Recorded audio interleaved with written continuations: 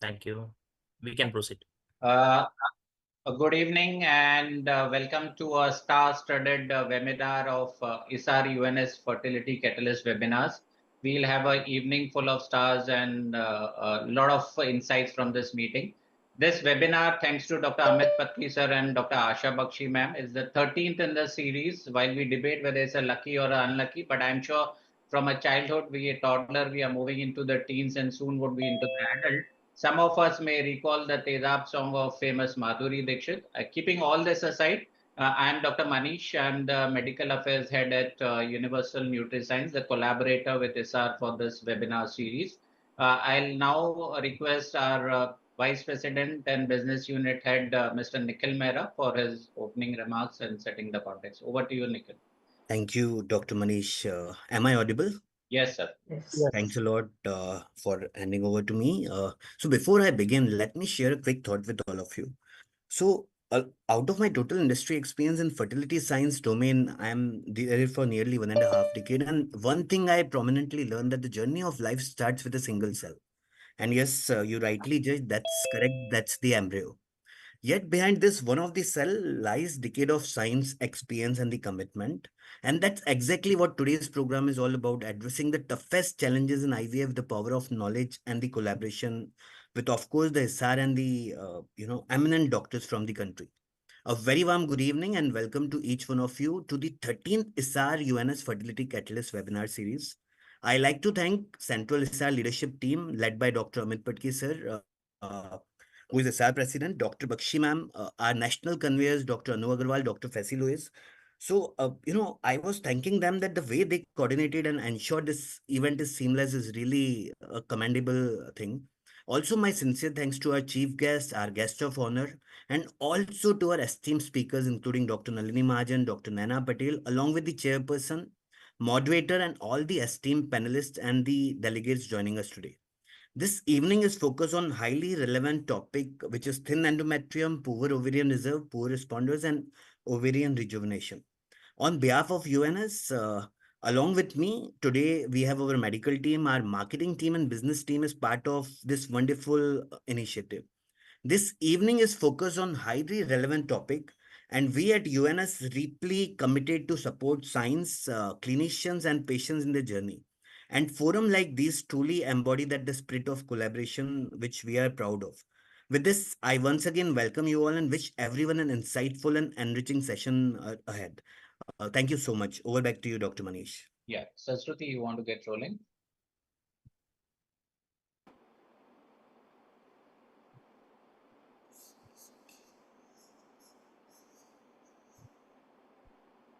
Saraswati, unmute yourself.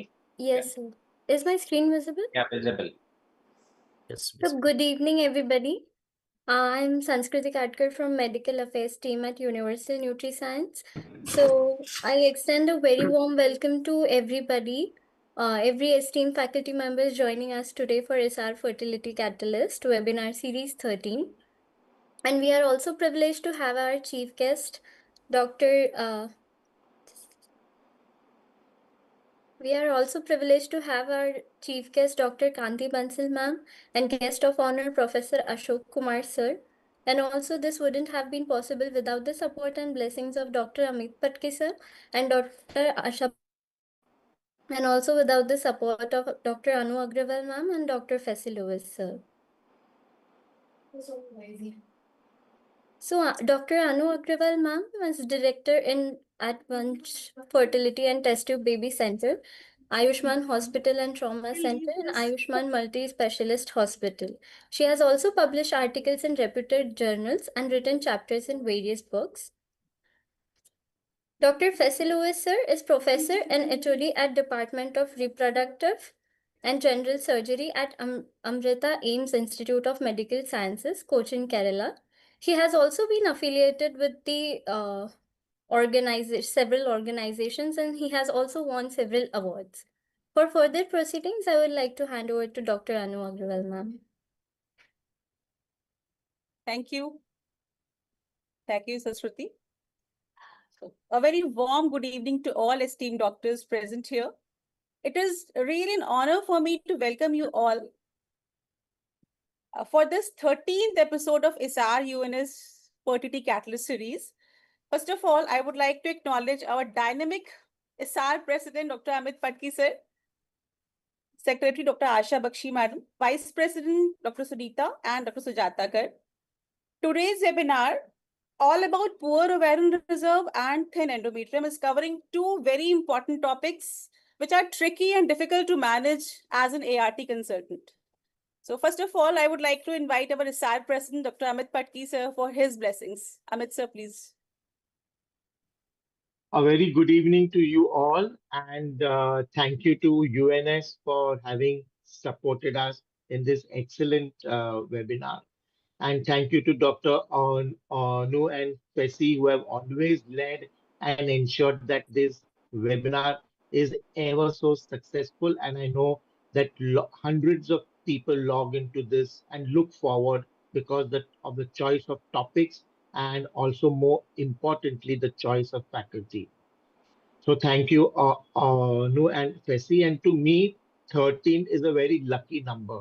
So I'm glad you'll have reached this milestone, and I'm sure you will go much more ahead and you will continue to do the good work. Dr. Kanti Bansal as chief guest and Professor Ashok Kumar as guest of honor is a blessing to us because both are very senior and Kanti is one of the founder members for ISAR. So thank you so much, Dr. Kanti and Dr. Ashok Kumar.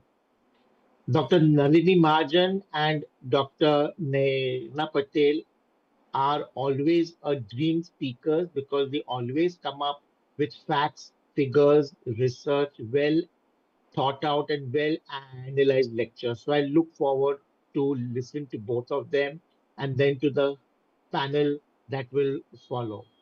So thank you once again.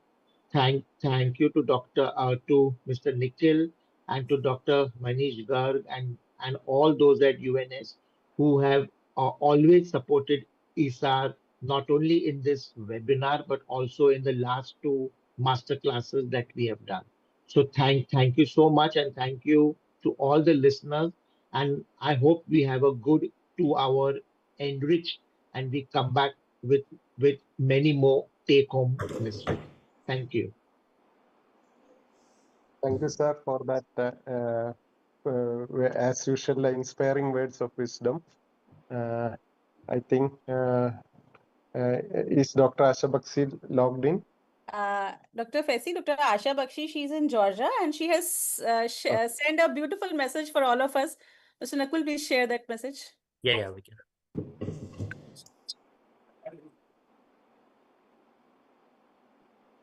My screen is visible. Is it visible? Yes, Yeah. Yes, sir. Is it? Very good evening to all of you. First of all, I would like to congratulate Dr.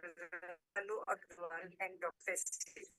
for doing this Fertility Catalyst series, which is the 19th episode. So it shows that how popular it has been. It is being conducted since so many days. Under the leadership of ISAR President, Dr. Amit Patki, lots of webinars are going on, and this is one very successful one. And I would also like to welcome Dr. Kanti Bansal and Dr. Ashok Kumar, who are the chief guest and guest of honor. And the topics selected are really good, especially the thin endometrium, which would be taken by Dr. Nalini Mahajan, and ovarian rejuvenation, which will be taken by Dr. Neena Patel. So they are all stars in themselves. And then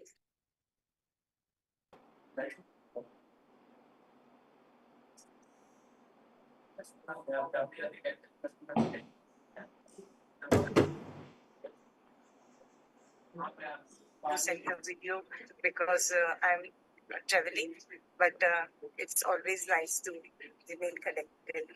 Thank you.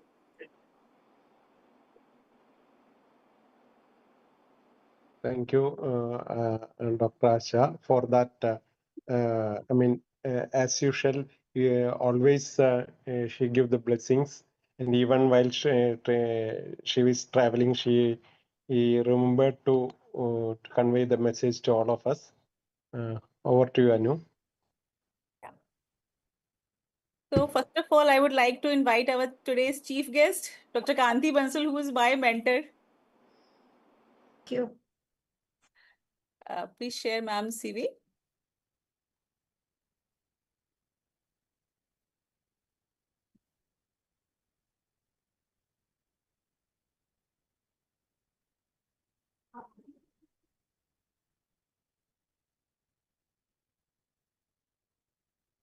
Ma'am, just give me a moment. Yeah. I know it's okay. We all know, ma'am, we all know you, and we all love you. Thank you. That's true. There you go, Ma'am ma'am. is director of Safal Fertility Foundation, Ahmedabad. And she's pioneer in the field of ART at India and Gujarat, pioneer in artificial intelligence, virtual reality, and haptics in ART. She has been awarded RCOG Distinguished Service Medal, specialized in management of infertile couples, PCOS, endometriosis, and women's healthcare. She has published 12 books on PCOS, endometriosis, infertility, and ART, and guide to PhD students and visiting faculty at Gujarat University, and successfully trained more than 2,000 gynecologists in the field of PCOS, endometriosis, and ART. Over to you, ma'am. Thank you so much, dear Anu. At the outset, good evening, all my friends. And I want to thank the president of ISAR, Dr. Amit Patki, my very good and old friend, and also the president, Asha Bakshi. We are friends from many, many years, even before, I joined post-graduation. And all best of everyone is my dear Anu. She is not only my student, I will call you student. I keep calling all of you students. I'm sorry for that. But my really very good friend. I've learned a lot from her too. She's the most sincere girl that I have ever come across, and we need to really look up at her and learn many things from her. So, first of all, I want to tell that ISAR is doing tremendous good work in the field of education programs for clinicians. And today's both the topics are very interesting and at the same time difficult to handle in day-to-day practice. I think you all will agree with that. What a good choice of topics and what a good choice of speakers. I can also say what a good choice of the chief guest also. So anyways, so coming to the thin endometrium, just a few lines I want to tell you all. First of all, we need to correct reversible causes, hormonal imbalance, infection, additions, optimize medical therapy, high dose estrogen, extended aspirin, vitamin E, and vascular and adjunct therapy is also there, sildenafil, oral or vaginal, pentoxifylline. Then we have the regenerative therapies, intrauterine GCSF, PRP, stem cell therapy, and Dr. Nalini Mahajan. She is my very good friend. I've been liking her very much from when I was also young, and we both have worked together for quite, and we both used to vibe very well because of our thinking, etc. And she's an expert in her subject, and I think she's a very good choice for this very difficult topic. Now, the next topic is on ovarian rejuvenation, and who else can be a better speaker than my dear friend, Naina. Naina is like, I really salute her, and we also vibe very well.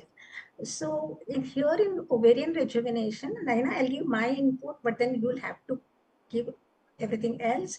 So, patient selection is very, very important. We have to exclude the reversible causes, then adjuvant medical therapy is important, and also we have to we can give like androgens, CoQ10, growth hormone, optimize, take care of metabolic and endocrine status, Then regenerative therapies, I think this is where Naina is doing a lot of work. Intra-ovarian PRP, stem cell transplant.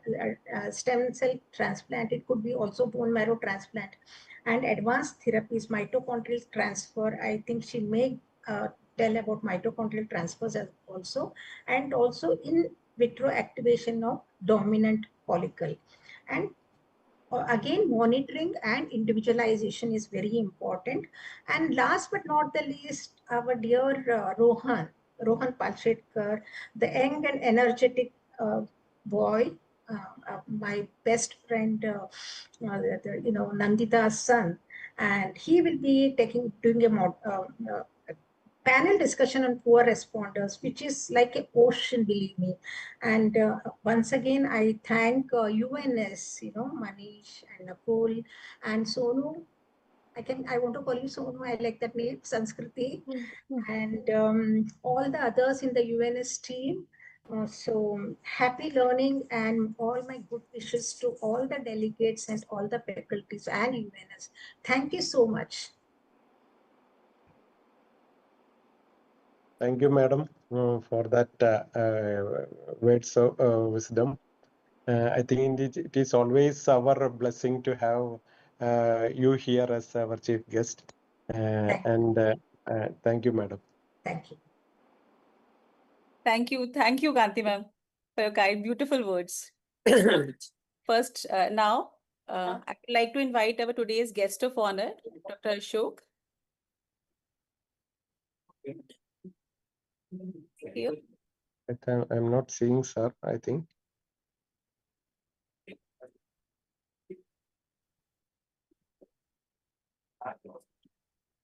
Hello.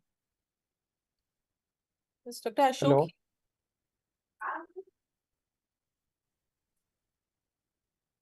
Dr. Pesi, he just left. Oh. Yeah. Maybe some emergency. Yeah.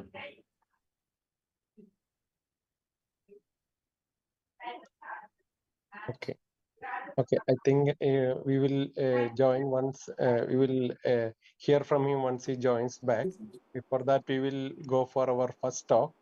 We have the management of thin endometrium by Nalini Mahajan madam. I think to chair the session, we have Dr. Kunju Moideen, Dr. Varsha Basta, and Dr. Vijaya. And Dr. Kunju Moideen and Dr. Anu, can you take?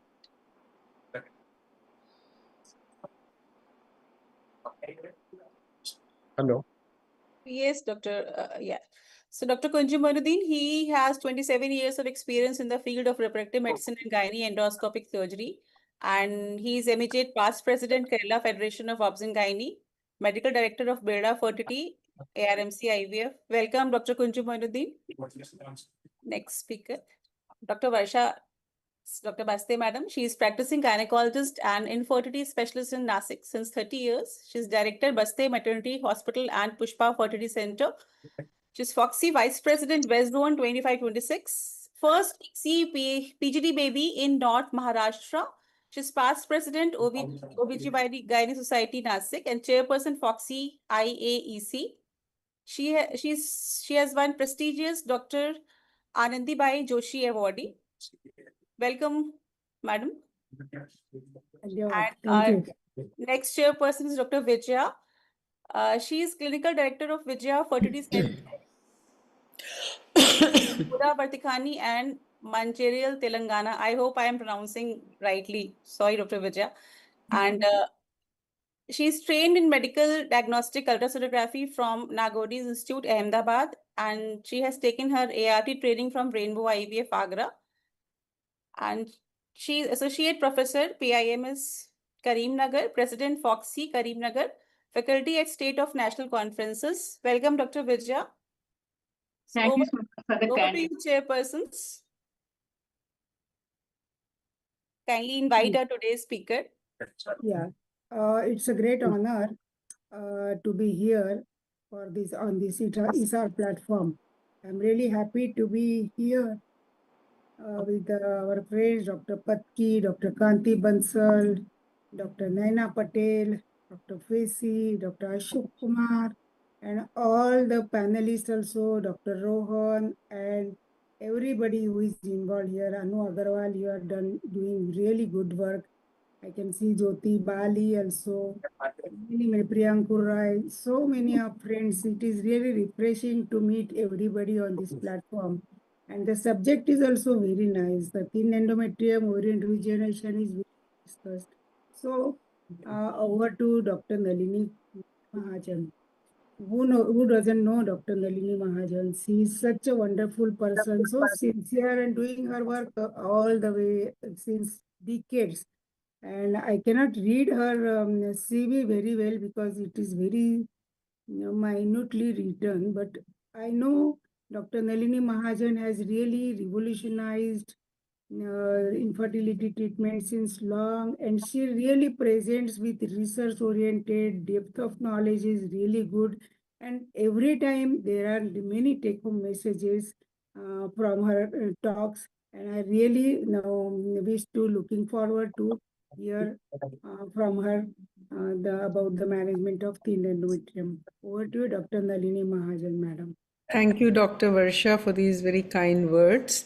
And with that, I think we can start the presentation. Please tell me if you're able to see the slides. Are you able to see the slides? We can see you, madam. Or you can see me, but you Not- can't see the slides. No. Not yet, madam. Not able to see Nalini. Okay.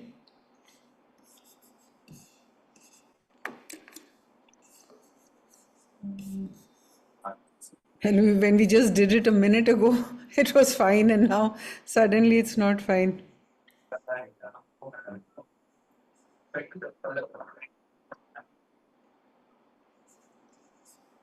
I can see Geeta Khanna, madam. Yeah.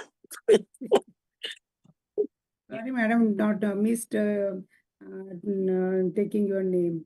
There are all my friends, but time restraint is there. It's already 7:30. So now what has happened here, I don't understand. You just shared, madam, na? And that's what I was doing, but that's what I did, and we did it initially, and everything was fine. And now UNS team, suddenly, please help her. Yeah, Nalini, technical please send. Otherwise, madam, to them. Sanskriti, do you have the Dr. Nalin Mahajan slides? no, I don't think anybody has my slides because they didn't ask for it. You So, can send a mail, madam, just now. no, I think we'll manage. It should not be so difficult to manage. I don't know why it's not suddenly.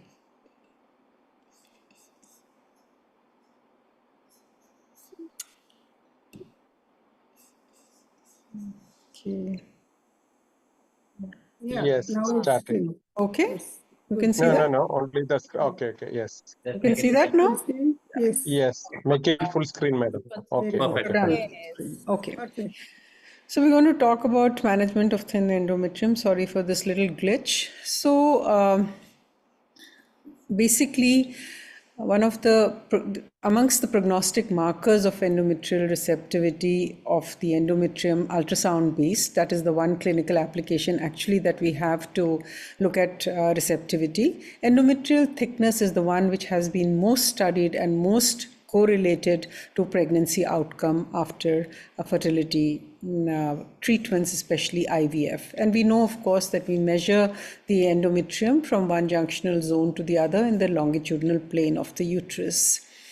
Now, what does the endometrial reflect? In the follicular phase, it reflects the bioassay of estrogenic activity, that is acquisition of estrogen receptors, and that then allows for progesterone action. In the secretory phase, reflects adequate maturation. And we consider an optimal endometrium to be a triple line multi-layered pattern, which is 7 millimeters or more on the day of the LH surge. So therefore, by that token, a thin endometrium is considered to be one which is below 7 millimeters on the day of the LH surge. And the incidence in IVF is around 1 to 2.5%. So why does this become important? Because an analysis of over 40,000 embryo transfers has shown that if the endometrium is less than 7 millimeters thick in a frozen embryo transfer, you will have lower clinical pregnancy and live birth rates. And if the same is less than 8 millimeters in fresh transfers, you're again going to have a lower pregnancy rate. And even the guidelines suggest that, if you're finding that the endometrium at the time of transfer is less than 7 millimeters, then please counsel your patients, and maybe you can even defer the transfer till such time you're able to get a good endometrium. Why do we do that? Because reproductive problems are associated with thin endometrium. The first and most important one being, a decreased implantation rate, a decreased pregnancy rate. Even if they get pregnant, the abortion rate is higher because placentation is defective. And later on, you may have adverse obstetric events like PIH, abruptio, etc. Now we know that one of the theories, it is believed that the embryo is too close to the basal layer, which is rich in ROS, and that is detrimental to implantation and development. Or perhaps there is malfunctioning of the endometrial stem cells, and that leads to an incompetent or a thin endometrium. Now we know that every menstrual cycle, from the time the endometrium is shed during menses, there is a regeneration of the endometrium through the cycle. So in the follicular phase, there'll be growth, and then there's maturation in the secretory phase once ovulation has occurred and the LH surge has occurred. Now this regeneration starts from the stem cells, which are in the basal layer, and they are lying within the stem cell niches, which are in the perivascular space. Now the interesting thing here is that the stem cell niche requires estrogen to activate it. However, the stem cells per se do not require, they can survive without estrogen. When we look at the causes of thin endometrium, we have the pathological causes, which are infections such as tuberculosis, which is the commonest in our country. We have bacterial infections, we have chronic endometritis. Now, we may also get thin endometrium because of iatrogenic reasons, for instance, surgery, or even ovulation induction drugs like clomiphene, even letrozole or arsenics, which lead to a high estrogen metabolization, and therefore, the endometrium remains thin, psychotropic drugs, or even smoking. Then congenital things like Turner's. And if there is an increased uterine artery impedance, then again, the lining is not going to grow. But perhaps the worst and the most annoying is the idiopathic, where we cannot really pinpoint your finger as to why, what is the reason for this lining not to grow, and why is it remaining thin when there is actually no cause itself. And perhaps it is thought that there is some malfunction of the endometrial stem cells. In all the disease processes and the iatrogenic, what you find is damage to the endometrial stem cells in the basal layer. But in the idiopathic one, those are intact, but there is perhaps a malfunctioning which is not allowing them to grow. Now, this is a recent study which was done, which looked at the transcriptomics, profiling of the human endometrial cell. And what they saw in thin endometrium was there is insufficient proliferation of the endometrium because of cellular senescence. That means the aging and atrophy of the stromal and epithelial cells in the perivascular niches. There was collagen over-deposition around the blood vessels, and there was decreased number of macrophages and NK cells, which therefore then were impeding the growth of the endometrium. And more interestingly, the signaling pathways were aberrant, and these signaling pathways then inhibited proliferation of the stromal cells, and we know that it's the stromal cells which are the maximum which are responsible for endometrial growth.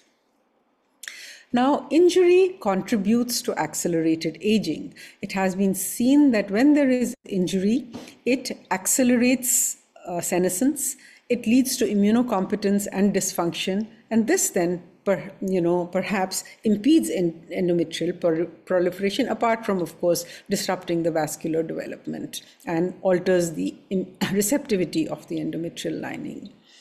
So how are we going to manage this when we are confronted with this thin endometrium? Of course, first of all, we investigate, and the gold standard for investigations remains the hysteroscopy.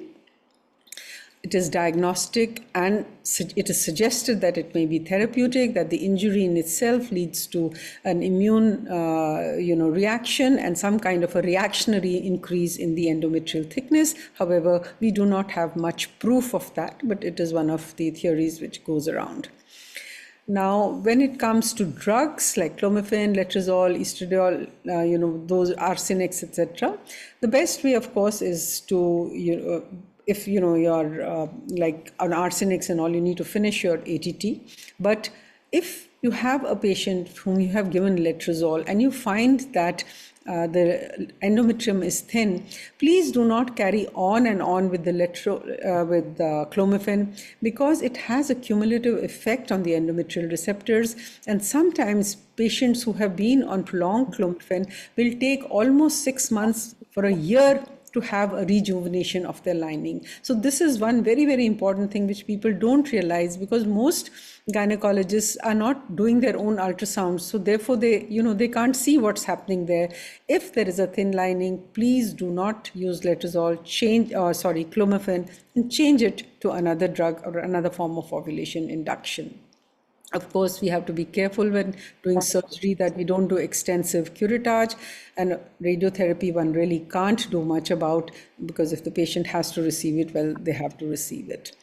Now, management of how do we manage if it is chronic endometritis? Generally, you know that in tuberculosis, both with the treatment as well as with the disease itself, the healing is by fibrosis. And when it is by fibrosis, the basal layer of the endometrium is damaged, the stem cells are damaged, and therefore we'll have adhesions there, and very, very difficult, even after adhesive lysis, to actually get those stem cells going and getting back into forming, regenerating the endometrium. So far as chronic endometritis is concerned, this is generally an asymptomatic or paucisymptomatic problem, but on hysteroscopy, you'll see this, strawberry appearance. You may see micropolyps there. You can diagnose it by doing histopath with the IHC staining for CD138 cells. And if you have more than 5 plasma cells per high power field, it is indicative of chronic endometritis. The treatment is really very simple. It's either doxycycline for 2 weeks, or Ciplox for 2 weeks, or Metrogyl for 2 weeks, and it resolves fairly well. But you need to do a repeat biopsy, because there is still a small percentage of people who may not respond to these drugs, and then perhaps you may need to give them for a longer time. So what are the proposed treatments? As Kanti said earlier, you have hormonal treatments. Of course, your mainstay is estrogens and high doses of estrogen. When you use drugs for ovarian stimulation like tamoxifen, gonadotropins, they also, by increasing the endogenous estrogen, they help to improve the lining. And some people have also used HCG priming in the follicular phase. You try to improve the vascularity through drugs. And then, of course, very importantly, today we have the regenerative strategies, which is growth factors in the form of PRP and GCSF and stem cells. Now, estrogen administration, we all know that when we are doing a frozen embryo transfer cycle, we will give HRT in the form of Proganova. We start with 6 milligrams a day, but in these people, you may need to go much higher doses, and you continue, progressively to increase the estrogen, both duration and dose, till your lining starts showing up. You change the route of administration sometimes. You give vaginal as well as oral. Very occasionally injections, they are not so freely available. Or you change modification of the molecule type. For instance, instead of giving estradiol valerate, some people respond very nicely to Premarin. So change them over to Premarin. So it is always a hit and trial method, which you keep changing and trying to see how the lining is going to grow. And you sometimes need to give repeated cycles of HRT. That estrogen stimulates that stem cell niche and gets the stem cells to start growing. Now, with the drugs, I'm not really going to go into this because we don't have so much time, but these drugs are used, and they may perhaps, especially tamoxifen or HMG, really work sometimes very nicely by increasing the endogenous estrogen. Now, HCG has been given both locally and in the system. But again, we don't have much evidence that it really increases the endometrium. Of course, there are always studies for and against the whole thing. So when we look at hormonal treatments, mainstay is exogenous and endogenous estrogens. HCG is not recommended, and GnRH agonists, they are not recommended. Then again, drugs to improve vascularity. One of the theories we say is that, the vascularity is compromised, and when you improve vascularity, your growth factors and all the other elements will, flow nicely into the endometrium and perhaps coax the stem cells to start doing and start getting proliferate the endometrium. So sildenafil, pentoxifylline, vitamin E, arginine, nitroglycerin, all have been used. Sildenafil is the only one which has shown a little bit of promise. Again, the strength of evidence is very weak. Now, aspirin is another drug which is given, I think, across the board. Almost everybody gives it because it is thought to minimize inflammation, it improves the blood flow, but actually there is no beneficial effect on embryo implantation in IVF as has been seen. It may improve a little bit of the vascular flow or the lining, but in terms of outcome, it is not going to do very much to the outcome. So again, most of the drugs, uncertain effect. Aspirin may have some effect, but we still don't know. We are not yet confirmed on this.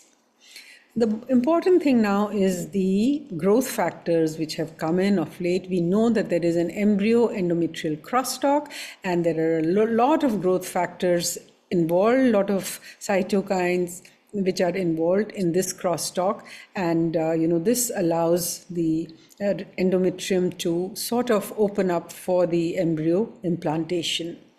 So GCSF is seen to be expressed on the receptors of the trophoblastic cells. You have receptors of GCSF, and therefore it is thought that it is a growth factor, it is a cytokine, it stimulates the granulocyte proliferation. So it's thought that if when you give it either intrauterine or subcutaneously, systemically, there is some it perhaps by supplying the growth factors helps the endometrium to grow. But again, we don't have any definite dose that you have to give, when it has to be given, how it works, and again, evidence for and against it. But nothing really to suggest that yes, outright that give GSF and you'll find some sort of an improvement. So we come to regenerative therapies, which are now actually the mainstay of treatment now, because they're doing really, really well. And of these regenerative therapies, clinically applicable ones are the platelet-rich plasma and stem cells. We have others which are research-based, and we're not going to go there. Now, platelet-rich plasma, we know, is being used more and more these days. So platelets contain a lot of growth factors and cytokines, and we know that platelets are associated with healing and regeneration, and they also have an antimicrobial activity.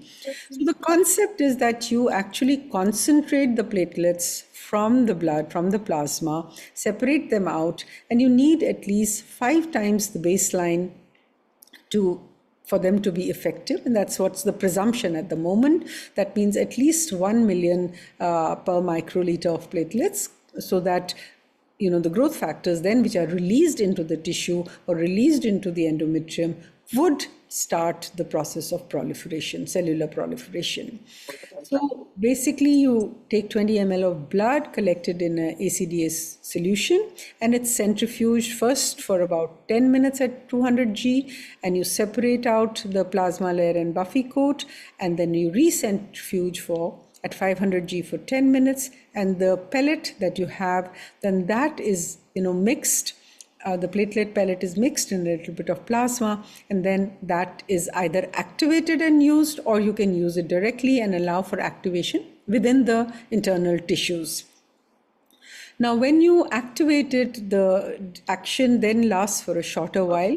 So, mostly I don't use any activators and I prefer to use it absolutely directly. And the volume that I like to use is about 0.4 ml and not 1 ml as is suggested, because when you put in, through an IUI catheter, or you put it into the uterus, if you have more than 0.4 ml, it is going to trickle down. And when you are putting it into the uterus, you should push a little, wait, allow it to disperse in the endometrium, push again a little bit till you have completed. And so it should be a slow administration. And if you're doing it purely for endometrial thickness, it should be done early in the cycle around day 5 or 6. But if you're doing it for receptivity, then perhaps around day 9 or day 10, when your progesterone you're going to start administering progesterone. Now, it has also been administered hysteroscopically. You do a subendometrial injection. Personally, I'm not really very fond of it, because you're distending the uterus with fluid, and you should collapse the cavity if you're going to inject and then withdraw, because it is going to leak out from there. That is one. The other thing which always worries me, are we going to increase any adenomyotic element if you're going to push this straight into the subendometrial space? So the first paper which came out was by Chang, which became so viral, and everybody started using it, which showed that even in Asherman's and severely thin endometrium, we could regenerate the endometrium and get pregnancies. And then, of course, there was a host of other papers which confirmed the endometrial growth as well as implantation. So we decided to look at this. I decided to look at it in my clinic. And so we looked at two elements. One is, does it improve endometrial growth in women where the endometrium is below 6? I do not take 7, because there are some people inherently whose lining will not go above 6.5 or so. And then in those patients, there is really no point in going on and on. We have, if it's receptive, it'll hold. Then the second part we looked at was receptivity in terms of women with RIF, and in women who had failed personalized embryo transfer as defined by error, and also then in first transfers in naive patients, to see whether should we do it right away, or should we have a definite indication before we do intrauterine PRP. So we looked at 40 women with less than 6 mm endometrium. They had failed, attempts with all other treatments had been given, and those had failed. So they had mixed. Some were post-curetard, some were infective, and some were idiopathic. In Asherman syndrome, we had 4 patients with lining was just 3.4 to 4.8. Now, so what we did was we gave high doses of estrogen from cycle day 2, inserted IUPRP on cycle day 5 or 6, looked at the endometrium. If it had not grown in 48 to 72 hours, we again repeated the IUPRP. And mostly in 25% of patients, twice this PRP was repeated in the cycle. In some, it was repeated even 3 times. About 22% went 3 times. And these ones were the ones who had an endometrium less than 5 millimeters. So once we were able to, get the endometrium to 7 or whatever was maximally achievable, because, I have seen people who keep on cancelling. Patients come to me that, my endometrium is 7, it's very thin, and I've been cancelled. Why? 7 is good enough. 6.5 is good enough. If it is receptive, it will hold the embryo. So I think we should not get stuck on a figure. We have to look at the overall aspect of the patient. If the character is good, that is what her lining was in a natural cycle, well, then that's what nature intended it to be. So we did the frozen embryo transfers, and it was very interesting to see that the mean increase of ET was about 1.4 millimeters. So it was roughly 5.3 on an average pre-PRP, and post-PRP it went up to almost 6.7. Now we had a live birth rate of 48% and a clinical pregnancy rate of 59%. Miscarriage rate was about 18%, but we did have 5 out of these 40 patients where there was absolutely no improvement.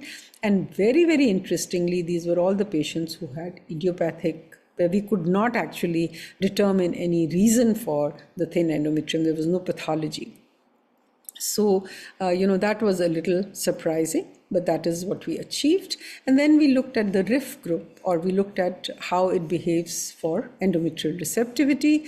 And so we had 3 groups, as I just told you. So in the first group, where we had 3 FET failures, and now these are patients who have received all kinds of empirical therapies like GCSF, prednisolone, what have you, IVIG, whatever, and they still failed with good embryos.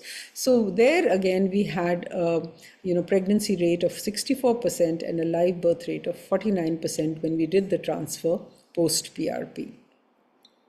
And then we looked at another group, because I do a lot of ERA. I do personalized embryo transfers, especially if patient has had one failure, the next one always will be done by ERA. Now in these patients also who failed, so we looked at 21 such patients. Their endometrial lining was very nice, above 7.5%, and yet they failed even despite going by the correct window.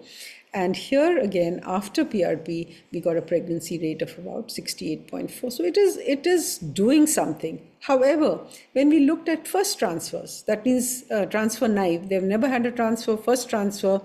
This one, my friend had PRP, I want PRP. So, what happens, and then the bias comes in and you start doing PRP for everybody. But when we did it in first transfers, there was absolutely no difference in the pregnancy rate between those who did and those who did not have IUPRP. So patient selection is extremely important when we are taking up a patient for a procedure. If we do it randomly, we will not get a good outcome, and then we'll get disappointed with the procedure. Now, what is the rationale? As we said that, the growth factors allow for cell proliferation, they allow for angiogenesis and, neoendothelial cell generation, they're antimicrobial, anti-inflammatory, and it has been seen that women with RIF have a lower expression of growth factors in their endometrium. But the more interesting study came from Kuroda in 2023, where he did a transcriptomic analysis of the endometrial stromal cells in patients who had received PRP. And this was perhaps the most exciting thing, which I read when it came out, that in the proliferative phase, PRP allows for cell growth, it allows for inflammatory response, it has an antibiotic effect. So you have growth of the endometrium. However, when you're doing it in the secretory phase, or when you do it after starting progesterone, you're doing it for receptivity. And there what happens, cell growth is reduced, inflammatory response is reduced, PI3K signaling pathways are dampened, and this improves your endometrial receptivity and allows for better decidualization and allows for embryo implantation. So both phases had a totally different, action of PRP. So this is perhaps the most interesting part of this, I think, putting in the PRP. So again, after that, we've had a lot of systemic reviews and meta-analysis which have shown that it is very effective. However, women with extremely thin endometrial thickness do have a risk factor, even if they have the endometrium increases in thickness, but they do not necessarily become pregnant. So there is some catch there that has been seen in this particular study. And also women who have had a lot of the more implantation failures they have, the less success you may find with IUPRP, which means perhaps that their failures are not only because at the endometrial level, there may be some other factors involved as well. So for PRP, one of the problems that we have is, though it's very easy, ease of preparation, low cost, ease of administration, but we don't know what is the exact dosage, what is the exact preparation process, should we activate it, should we not activate it, what is the concentration of platelets we should have, and also what are the concerns. You're introducing infection into the uterine cavity. So before you insert your cannula, before you put in the PRP, please ensure that you have thoroughly cleansed the vagina with betadine solution, and then put it so that there is no risk of taking the infection up. And if For instance, one of my exclusion criteria is if a patient has endometrial hyperplasia, history of endometrial hyperplasia, or there has been a polyp, because you're introducing growth factors, I may actually get the patient back into the same stage. And as I said, in adenomyosis, one worries a little bit about the subendometrial administration of this. So these are some of the concerns with IUPRP. Then we have stem cells, and what is exciting about stem cells is they have an ability to self-renew, they have plasticity, they secrete enzymes, cytokines, proteins, and they have what is called a homing ability to find their niche. So you put them anywhere and they will go to their particular niche and then convert or differentiate into that particular tissue or cells that are required. So this is from, mesenchymal stem cells are the one which are most used, and this is taken from the bone marrow. And the aspirate is, there is a preparation technique and an identification technique for this. And of course, what we are seeing nowadays is, haphazard. They take out the bone marrow, centrifuge it, and then just push it into the uterus. That is absolutely wrong and unethical. You have to identify the cells. In fact, you have to actually grow them, incubate and grow them, and enhance them before you use them. But those are some of the caveats, and one has to be careful about that. So they have been put into the uterus directly with the ET cannula. They have been introduced hysteroscopically, or they have been introduced into by an intra-arterial injection into the spiral artery, which I think is the most effective way actually of doing this. And Dr. Naina has done this and achieved success. Now, as I said, it is a promising strategy, but we have to have a thorough understanding of the adult stem cells. We have to actually have good manufacturing processes, and we have to remember that when we are introducing something which has the potential to grow into any cell, we also have to worry about oncogenic element. So all this has to be done in a very, very responsible manner, and one should not just get into the hype of what is going on in the market.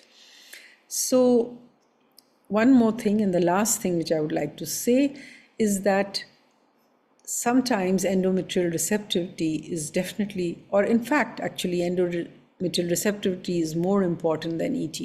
Now, this was a patient, you can see this is from Canada actually. She had an endometrium of 0.3, okay?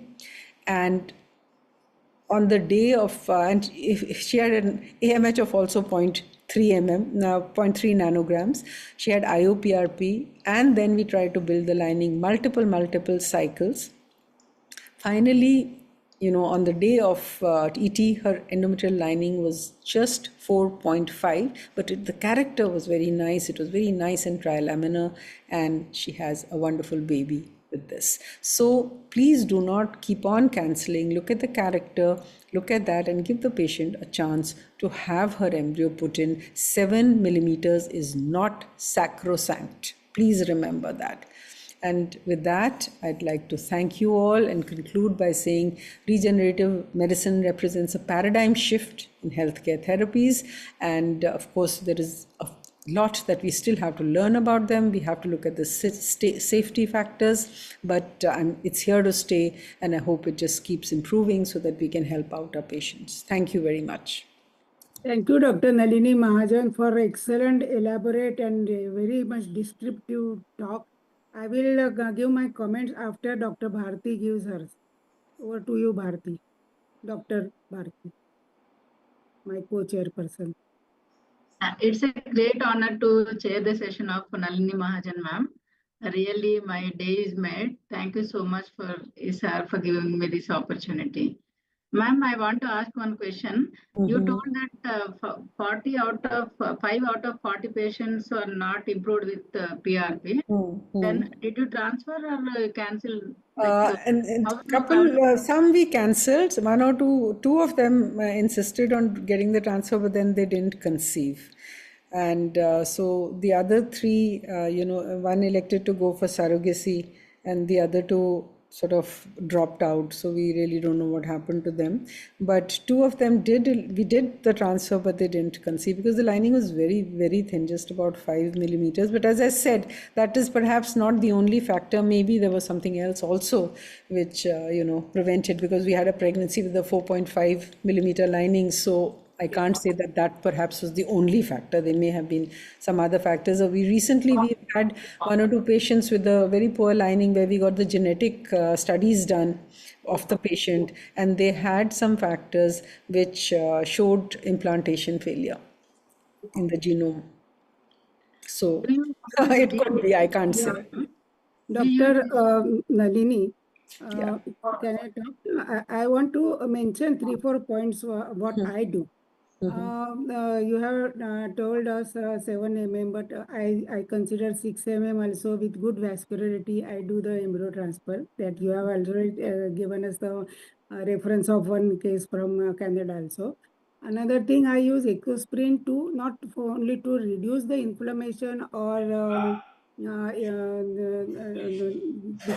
increase the vascularity, but I use it if I use more than 8 to 12 milligram of estrogen. I use it for avoiding or blood clotting factor. Yeah, that definitely, yes. When you're giving prolonged estrogen, it's very important to keep that aspect in mind. Before starting low molecular weight heparin. And then next thing is for immunotherapy, I use lymphocyte segregation and I inject it in the endometrial cavity. That gives me very good result for RPL patients. And another thing, I use activated cytokine release serum, ACRS, instead of PRP, because PRP is little vague. You have already explained how it is. Like it is a therapy, it gives result, but the actual protocol nobody knows. And it has got many impurities also. So activated cytokine release serum, there are some sets. With that, I can definitely get amount of growth factor cytokines more than PRP, and it has given me very good result. I inject it like you said that it can aggravate adenomyosis or something like that. But I think if you put the needle inside for a few seconds, 1 or 2 minutes, not 1 or 2 minutes, but few seconds, then it gets absorbed. It doesn't comes out of No, your. it's just my fear. I can't say that it aggravates anything, but it's just my worry. It's my concern. Instead of just inserting it like IUI in the endometrial cavity, when you give basal, inject it in the basal layer, it really gives very good results. I don't know. We have done 2 patients like that, and I've seen other doctors' patients. I haven't seen any difference. In fact, they have not improved. IVF repeated. Therefore, I am not much in favor of, because you're doing an invasive procedure. Every time you cannot keep on repeating hysteroscopic, which is under anesthesia. Whereas the intrauterine, you can repeat as many times as you want to repeat. So I'm not very fond of it. Occasionally, in a very, very bad patient, I may consider one cycle, and then subsequently it will always be intrauterine, because you can't give the patient anesthesia every single time. The repeated IVF failure patient or the really critical means difficult patients, when you do hysteroscopy, I make it a point to do it. No, that I said, once it's fine, but repeat, like IUI, for these very thin endometrium patients, you have to repeat it. It doesn't happen in one go at all. I have never seen it happen in one go in a patient who has a 4 or a 5 millimeter lining. Not yet. I haven't seen anything like that. Very elaborate and very descriptive and very informative. As usual, you have done the subject. Thank you. So much. Thank you. So much, organizers. Thank you. Thank you, Nalini ma'am, for the wonderful talk. Thank you. We are moving to our next session. Yeah. Ovarian rejuvenation. Dr. Fesi, would you like to Okay, invite I the think chairperson? next we have got an very interesting session on ovarian rejuvenation. The speaker is none other than Dr. Naina Patel, madam. And for this, to chair the session, we have Gita Kanna, madam, Jyoti Bali, and Priyanka Roy. Over to the CVs of the chairperson. Okay, as you all know, Geeta Khan, Madam, is a scientific director, ART unit, iris pregnancy unit, and endoscopic surgery unit at Ajanta Hospital and IVF Center, Lucknow, and currently the National Advisor of Indian Fertility Society UP chapter, and also founder secretary of IFS UP chapter, and presently the member of the executive committee of IFS, and ex-president Association of Private Gynecologists, Lucknow, and ex-vice president of Lucknow ONG Society, and ex-convener of IFS SIG, and also Madam has won several awards and recognition and contributed books and chapters. We invite you, Madam, to this session. And next chairperson is Dr. Jyoti Bali. She is the director of Baby Soon Fertility and IVF Center and fellow of reproductive medicine from the bar, and president of DGF Central, and founder secretary Delhi Gynec Forum Central, and secretary Delhi ISAR from 2019 to 20, joint secretary of National IMA Women's Wing, and recipient of Navashakti Award and National Women's Excellence Award, and she's also the Pride of India Award for IVF Expertise in 2015, and also APJ Abdul Kalam Appreciation Award for Delhi Gynecologist Forum. We also invite you, Dr. Jyoti Bali, and next chairperson is Dr. Prengur Roy, ever young and vibrant member from the Siliguri Society, and he is associate professor of Lord Buddha Medical College and Hospital, I forgot the place name, Saharsha, and consultant in fertility and gynec endoscopy and Roy's Multi-Specialty Hospital, Siliguri. And he is the chairperson of Public Awareness Committee of FOXI, President WATOG, that is Young Gynec Association, and under the FIGO.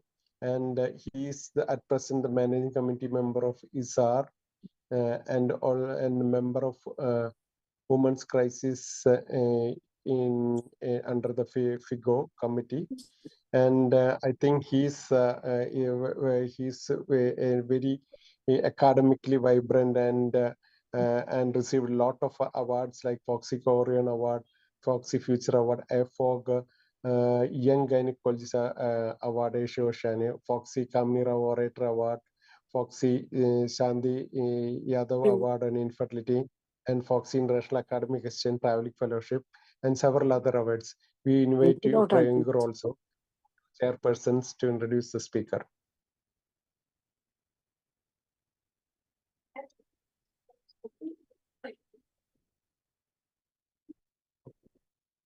Geeta Khanna, Madam. Yes. At the very beginning, thank you, Dr. Fasi. Such a nice introduction and so kind of you. And I must thank at the very beginning ISAR for bringing up such a beautiful topics and nice speakers. I would like to introduce my friend Naina Patel, and she is known all over world for her beautiful work what she has done. She's pioneering the field of IVF and surrogacy, and she's President State OBGYN Society in Gujarat and founder President of Gujarat chapter ISAR. And Dr. Patel was invited at Oprah Winfrey show. Everybody knows that. Such a beautiful feather on her cap. Then author of number of research papers. Then published and treated world's first case of thin endometrium by bone marrow derived cells. So welcome, Dr. Patel, Naina Patel, and the floor is yours. Come to the dais. He's going to speak on a very beautiful topic. Thank you so much. You need to unmute yourself, Dr. Patel. Please unmute yourself, ma'am. Okay, so thank you so much, Dr. Geeta. Thank you, Dr. Fesi, and thank you, ISAR, for having me over here. With definitely a big thanks to UNS and all my dear friends over here. I will be starting my talk right away because I know we are going a little late. And Great. ovarian rejuvenation is what I have been doing it for more than a decade.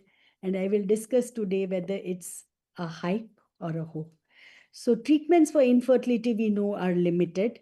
And as soon as we see that there is a limited ovarian reserve, low oocyte count, we may do one cycle and immediately jump onto a donor egg cycle for the patient. But the patients dearly want their eggs to be used. So let us see, is there a role of regenerative medicine? So I'll just start a very recent case of mine. The female 23 years, male 25, 2 years of married life, regular menstrual history. But unfortunately, that husband was diagnosed with testicular cancer. And for fertility preservation, they came to us. 4 semen vials and all of them having occasional sperm with occasional motility. And we froze that. After that, they went for the chemotherapy. Once the chemotherapy and the treatment was completed, they came to us. And as obvious, the husband was total azoospermic now. So we asked them to undergo this IVF and we called the wife. And the wife, to our surprise, the AMH was just 0.42 at 24 years of age. And then there was no point in waiting. We cannot give them more time. We immediately started with the stimulation in February itself. 6 oocyte, 1 day 3 embryo, negative outcome. Now we had only 3 vials left. What to do? Should we go for back-to-back cycle? No. We decided on rejuvenating the ovaries.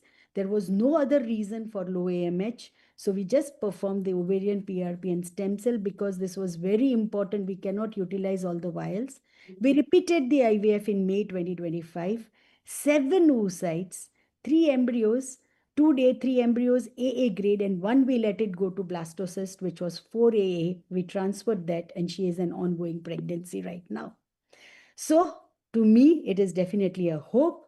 And this is, I could do it because I learned this from late Dr. Shankar Narayan, who is my mentor and trainer.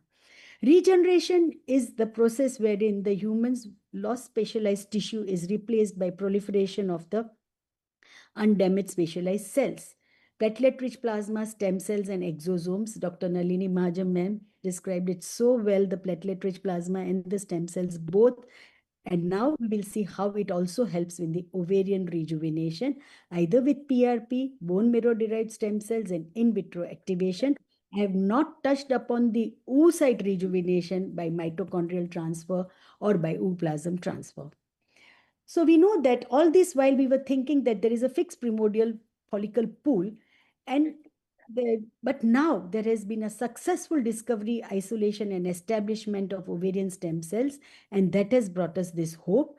Folliculogenesis, a very important part of ovarian function, as it provides the oocytes for reproduction. To prevent that depletion, they are maintained in the primordial follicle stage, but then there comes the activation and the mature follicle. So by rejuvenation, we cannot create a lot of new ova or anything, but at least we can get competent oocytes after the activation of the dormant primordial follicles in DOR, POF patients. It can also alleviate some of the side effects of low estrogen. Now the indication we all know is premature ovarian insufficiency or diminished ovarian reserve due to the age. But over a period of time and using it for more than a decade now, I feel that failed fertilization or poor fertilization due to oocyte quality, recurrent miscarriages where there is no other reason for this, unexplained RPL where nothing is wrong except for low AMH, low success rate of fertility treatment. You get good, but they are not fertilized, very low number of fertilization. Then PCO patients we have tried, endometriosis patient we have tried, and now there is a research on post-chemotherapy in the mice also giving good results. Now we don't go into the details of platelet-rich plasma preparation, which has been mentioned, but there are vacuum blood collected tubes available and ACDA, which is what we use, and we centrifuge it and we collect it, we keep the diluent, and I prefer to activate it before injecting inside. And that activation is very important, the timing when we do it. Somehow this preparation, if not done properly, not selected properly, will not give the desired result, and you will feel disheartened that PRP is not working. So read this particular article where it has given how do you define the quality and product of the PRP that you have prepared. It should be 5 to 6 times. Yes, the basic PRP level also should be good. How you will recover the best granules, the best PRP concentrate, and how will you activate them. And again, PRP is also important for the differentiation and proliferation of the mesenchymal cells. Activation, I prefer it, the mechanical activation, and it is activated only at the time when the patient is taken in the operation theater for injecting the PRP in both the ovaries. So once the anesthetist is ready, preparation is done, we activate it, we put it in the liquid nitrogen, freeze it, thaw it again freeze it, thaw it, and then fill up the oocyte retrieval needle, and then we inject it with that very slowly. I'll come to the procedure later. But there are certain articles which oppose it also, and there is one fatal complication after ovarian PRP treatment, which is reported where there was a big abscess, there was bleeding, and it was the reason that it's given a bad name. So these are some of the meta-analyses which are there, which favor or which we oppose it. Now, this Journal of Translational Science has a good article where you can see that how it is an innovative solution for women's infertility. Now, this is our own publication in the Journal of Fertility and Reproduction. It is the promising future of PRP. This is the Aspire journal published in January 2023. We have given our own in-house experience. This was of just 45 patients where 18 were negative, 27 were positive. There were natural pregnancies also, one IUI, and then IVF pregnancy also. And in the IVF pregnancy, we had 6 miscarriages. So this was a good outcome where we concluded that the ovarian rejuvenation by autologous intra-ovarian infusion of PRP can be new potential treatment for females having lower AMH or low oocyte reserve. We should always rule out the karyotyping for POF. It should be normal. We go up to 45 and sometimes on patients incidence more, but after 40, the counseling should be very thorough. This may act, this may not act, and the patient should be counseled repeatedly that whether they really want to go with it. We should not do for autoimmune patient, any patient with malignancy or hypothalamic causes or a hematological disorder. The key considerations, when to plan. Somebody says at the time of retrieval, somebody says immediately post-ovarian, post-menstrual cycle. Ideally, it should be post-menstrual, but if the ovaries are very small and you want to do it, then you can just stimulate it, and when there is a growing follicle, you can see their ovaries beautifully and the cortex, and you can inject it. It has to be injected in the cortex. What dosage? No dosage identified, depends on the volume. At least your PRP count, you can do it. Once you do it, you take a drop and see that it has gone, without diluting it, that it has gone high, 3 to 4 times and 5 times, and then confirm. Dosage for a small ovary could be just 1 ml, 2 ml is the minimum we do. We can go even up to 3 and 4 ml if the volume is good. Then transvaginal laparoscopy, depending on the size of the ovary, whether it is accessible, whether you can see it, whether it is adherent, whether you are doing laparoscopy for other reason like myomectomy or endometriosis. And if it is to be done, ideally all preparation, what is the volume, how will you be doing it, what counseling should be done, what precautions should be taken. Of course, sterility, etc. should be maintained. But when we are doing transvaginally, you need to fix the ovary if it's very mobile so that you do not overshoot or injure any organ. Proper vaginal aseptic precaution should be taken. And prognostic factors, from my experience, I can say age less than 40, reasonable volume of the ovary is there, not a streak ovary, especially if a patient has a past history of conception, even if it's a a chemical pregnancy, or it's a miscarriage or a live birth, secondary infertility, excellent results. Younger the patient, better the result. So this is very important when you are counseling the patient. Ovarian rejuvenation by PRP and stem cells, we inject both transvaginally or laparoscopically. laparoscopically, and in vitro activation is one more. I'll do it. I won't go into the detail of this procedure, but as I said, you do it with the oocyte retrieval needle only. You fill it up right up to the end. And then when you inject, we normally now do just 2 punctures only. And when we inject drop by drop and count up to 30, 40, 50 count. And then we just move the direction and do it in the other. You have to allow the PRP to disperse in the ovarian cortex very slowly. It cannot be done in a rush. So take your own time when you are injecting it inside the ovary transvaginally. And laparoscopically, this was our previous technique where we can see the leak. It is coming back. The ovary size is very small. So now what we have started is we go only for 2 punctures. One is the hilar and the other is the anti-hilar. And we slowly keep on injecting. This takes a long time and we see that the cortex really gets blenched. Then only we remove and go to the second point. So laparoscopically is what we prefer the best for the patients. And transvaginally is only for limited, either the patient has come after a laparoscopy or is very young, the ovaries are very easily accessible, then only we do it, right?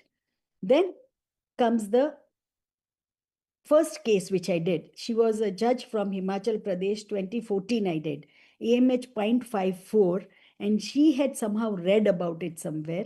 She came to me. We did this procedure. We had only one day 3 embryo and a healthy baby girl was born. But after that, there were very limited number of cases we were doing.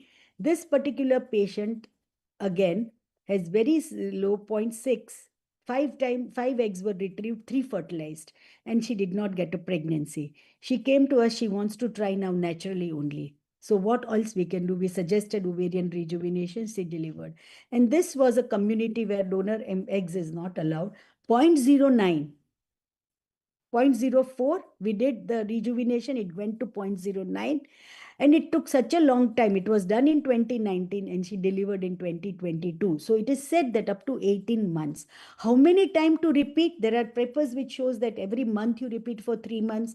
There are papers which show that every time you do egg retrieval. But our experience is once is enough. Very rarely we go for a second PRP treatment for the ovaries. This patient had 2 failed IVF. Husband's male factor was properly, absolutely normal. AMH was not that bad. Age was also 34. We decided to do the rejuvenation laparohysteroscopically and she conceived naturally. Now we go to the stem cells. What are the stem cells? These are the cells which have the characteristics of multidifferentiation, angiogenesis, immune regulation, and parakine stimulation. We know that there are oogonia over here. We know now there is a presumable site of the ovarian stem cell in the ovary. And there is something called as ovarian stem cell nest, and it is the major component of ovarian stem cell niche. Granulosa cell, the most important. Apoptosis of granulosa cell, bed granulosa cell will not give you a good quality oocyte. Vascular endothelial cell, immunological Raven molecules. These all will form a area which is surrounding the ovarian reproductive stem cells. And therefore, this niche has now become a key parameter for adequate follicle development to restore ovarian function. And regeneration with mesenchymal stem cells has this property of homing into the area which is damaged or injured. And this will then give immunomodulatory effect, antifibrotic effect, folliculogenesis and regulation of granulosa cell and regulation of angiogenesis. So right from homing in to the development of the follicle, reducing the apoptosis in the granulosa cell, increasing the blood vessel formation, reducing the oxidative stress, and immunomodulatory and anti-inflammatory effect. And this I consider is the most important, the regulation, reduction of the apoptosis and atresia of the granulosa cells. So once they home in, the granulosa cells participate in the follicle development, regulating the ovarian physiology, including ovulation and luteal regulation. So when the stem cells are injected, they will be attracted by the chemokines and then they will integrate into it and then start supporting it with the anti-inflammatory and effect. Multipotent adult stem cells are what we use because it can differentiate only into a limited cell lineage. And there is the bone marrow that we are using over here. Pre-work procedure, audiovisual consent is taken. 2 to 4 liters of oxygen is given, IV antibiotic. We give even vitamin C and glutathione. And then from the internal iliac or the posterior iliac or the anterior iliac of the hip bone, we extract it. Normally, it is the anterior iliac. About 60 to 80 ml is ideal. 80 ml should be the best, but we sometimes get even 50.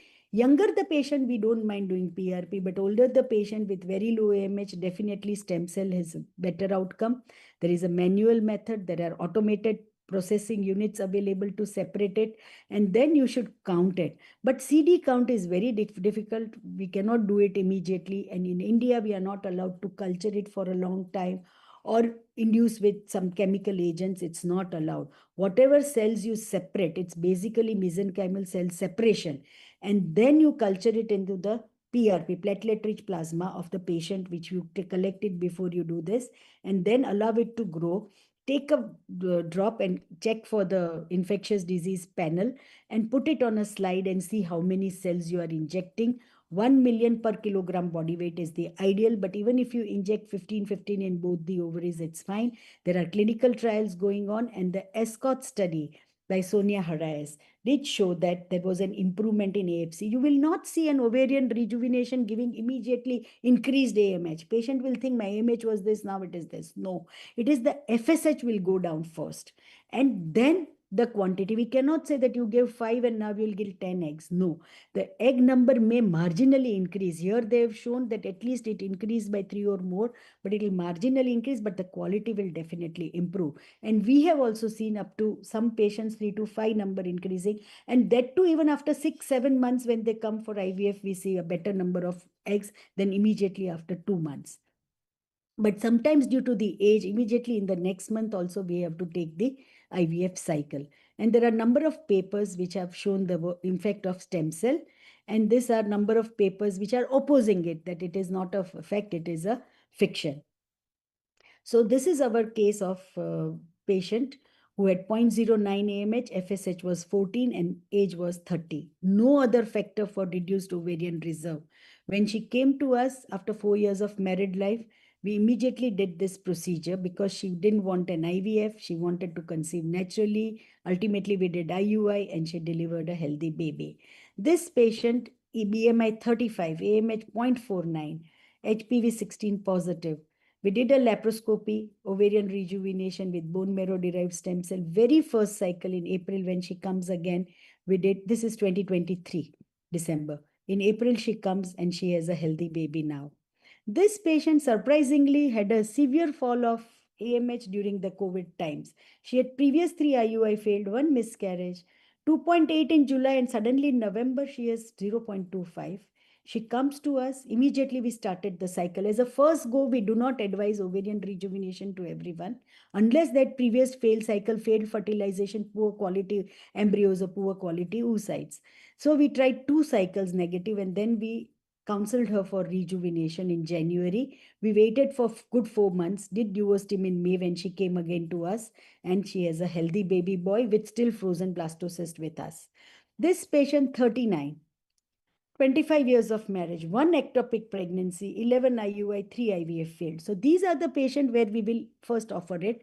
AMH 0.8. She came to us, we did a myomectomy was indicated. So laparoscopy, bone marrow stem cell therapy was done. We did her IVF. In second IVF, she got a positive result and delivered a healthy baby. So according to whatever it is, in the right selected cases, ovarian rejuvenation is definitely a hope. Now I will touch the low AMH patients because AMH low and RPL, again, there is a controversy. There is a role, there is not a role.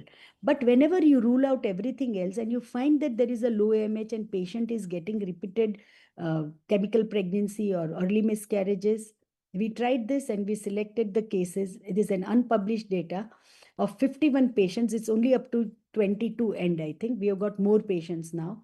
We had 27 positive, out of which there were 3 miscarriages and 24 have delivered. So in low AMH, which is responsible for RPL, when you think that patient, when you analyze, you can offer this. Then this is a patient who had 2 miscarriages, AMH was 0.32, 2 IVF failed. We did simply bone marrow stem cell, laparoscopy, hysteroscopy, ovarian rejuvenation. She conceived naturally, delivered in November 2022. And there's a 46-year, 4 miscarriages, naturally conceived, 1 failed IUI, 1 failed IVF in the US. She came to us, we advised donor egg as the US doctor had advised. She refused. She said, this is my last try. At 48, I'll try donor egg. We did this therapy and she conceived naturally and delivered a healthy baby, although it was a little preterm, 5 weeks early. Endometriosis is another. Now there are mice and rabbit experiment coming for even resolving the endometrial inflammatory lesions on the peritoneum. But this was an interesting paper which showed that there is both in animal and human models have documented promising results of stem cell based therapy for restoration in this. So we, as a study, we just started clinically how we can help these patients. So this patient from Himachal Pradesh, and it's great for endometriosis. It's all rubber. IVF cycles, Nothing will break. low quality oocytes, and she came to us. We decided that we should go for laparoscopy, and also at the same time, once the procedure is done, everything is clear, we will go for the bone marrow derived stem cell instillation because we wanted to improve the quality of the oocyte. So the procedure was done, you can see, and once everything was clear, the BMDSC was instilled into the cortex of the ovaries. This was the final picture. Then we called her in January for IVF cycle. We got 5 eggs and all fertilized with even A-grade embryos. We did a day 3 transfer and she delivered a healthy baby girl, and we still have her frozen embryos with us. This is a patient, 37 years, 2 miscarriages, naturally conceived, AMH 0.15, chronic endometriosis. We did the same procedure. She conceived naturally and delivered a healthy baby. Now in PCOS also, it has been said that human mesenchymal stem cells preserve the capacity to suppress the Th1 response that may influence the internal inflammatory environment of PCOS. So PCOS inflammatory environment in the ovary is one of the reasons where Th1 is high, Th2 is low, and we want to reduce that, and we want to improve the quality of the oocytes. So one of the methods to improve the quality of the oocytes could be PRP or stem cells. So this patient with 7.7 AMH, LH-FSH ratio was very, very high. I find this is also very important marker. We did her PRP, laparohistoscopy. She had come for a short time. She conceived naturally and delivered a healthy baby. Now I'll talk about in vitro activation. This is for the primordial follicles are what we are activating more. But when the primordial go into the secondary follicle, that is the time when you do the in vitro activation, the oocytes by disruption of the hippo signaling promote the folliculogenesis. So when you disrupt this, the folliculogenesis will be done. So there is Claus Anderson who is now saying again that, but there is Professor Kawamura who still favors it when nothing works. So this is how the cortex of the ovary is removed. And then you see that there is no medulla in it. It is sent to the lab. And once that in the lab, it is cut into very thin slices. It is injected, instilled into the, now what we are doing in the both ovary. When we started with one ovary. Now we are doing for last 2 years in both the ovaries, and we take out from one ovary and then we instill it in the opposite ovary, contralateral instillation. And this is the lab procedure, which I'll not go into the detail. It is cut into real small pieces with a spatial knife, up to 60, 70, 80 pieces from each cortex that you take out. And these are various publications on it. Professor Kawamura was there at our hospital. Before that, we had our first success with this drug-free in vitro activation published in the Journal of Human Reproductive Sciences. And here this female of 34.22 AMH, no reason for low AMH. We did the OTA in one ovary because this was our first case. We didn't want to, see that the other ovary remains safe. Then we did IVF. We got 3 good quality. She conceived, but she miscarried. And we transferred the embryos only from the right ovary where we did OTA. But then again, she conceived naturally after this, and that time the corpus luteum was on the right side, and she delivered a healthy baby in May 2022. Now, exosomes are the new kid on the block, but a lot of validation still required, quite expensive. The cheap exosomes which may be available may not be the right ones, because you have to see and analyze that they are the right ones for this. And finally, PRP, you can do it, but if you want to do stem cell, you should have a CDSCO certificate where they says that you can do it from bone marrow derived stem cells for reproductive infertility cases only. And this is our certificate. I will not show the stem cell lab that we are having, but I will conclude by saying that stem cells definitely play a pivotal role. Platelet-rich plasma is a boon, but please select the right patient, do it at the right time. Preparation technique should be perfect. The activation practice should be perfect, and do not give high hopes to the patient. Your counseling should be very thorough. Remember which patients can have good results, which patient may not have good results. So a 30-year patient married for 10 years but never had a pregnancy would be not good, but a 35 years old patient with 1 or 2 miscarriages or 1 live birth will be a better candidate. So all this should be important when you are counseling and giving the patient the option. PCOS and endometriosis, we can also do it. And finally, definitely this is a hope and not a hype for the patient, for the patients who genuinely need it in the best of the hands. And finally, I invite you all for the 30th ISAR, which is happening in Gujarat on 20, 21 and 22 February. I wish to see you all at this conference. Do come to Gujarat. Kuch din guzaro hamare Gujarat mein. Thank you.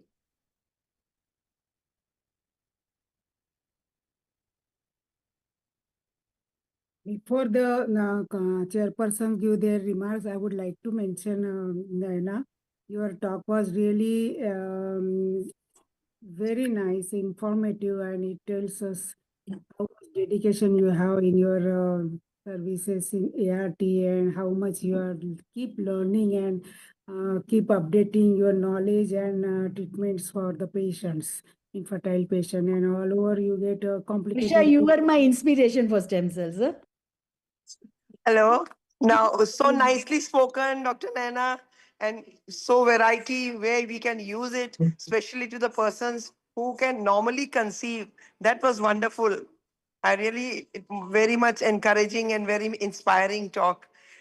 So many youngsters who have not used that, they will get an insight into it. Thank you so much. Wonderful lecture, ma'am. Thank you. Yeah, Thank you. Jyoti.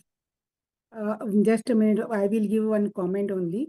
Naina, the hemopoietic stem cell, we call it, you are calling it human mesenchymal stem cell for bone-derived stem cell. It is actually, I think, in spite of the stem cells, all the material that it contains gives better result with high cytokines and all this masala treatment, which acts more instead of only the mesenchymal stem cells. That is what is my observation is. Yeah, fantastic. You are doing so well. Over to you, Jyoti. Sorry, I had interrupted. No problems. Very inspiring lecture, ma'am, and good body of work that we could, go through your cases. It was really, really a learning lecture for all of us. Thank you so much. Thank you, Naina ma'am. It was a mesmerizing talk. A wonderful talk. Thanks a lot, ma'am. Thank you. Thank you so much. Yeah. I thank the organizers for giving me the opportunity. I take your leave. Thank you so much. Thank you, madam. Thank you. So now we are coming to our session 3, panel discussion, management of poor responders. And for this, our moderator is Dr. Rohan Palchetkar.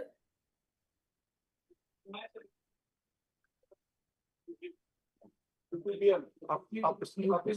Rohan CV, please.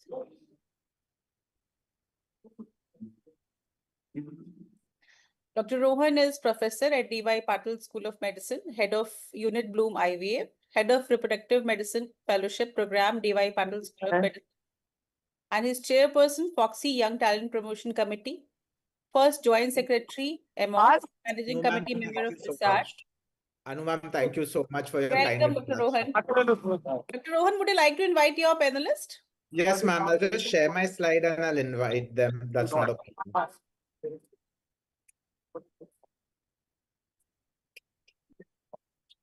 Would you like to just show me the other panelists' CVs? So I'll just introduce them in short. इस बार पता नहीं इसार वालों ने कैसे Gita ma'am, I think आपका mic चालू है. इसार में है ना.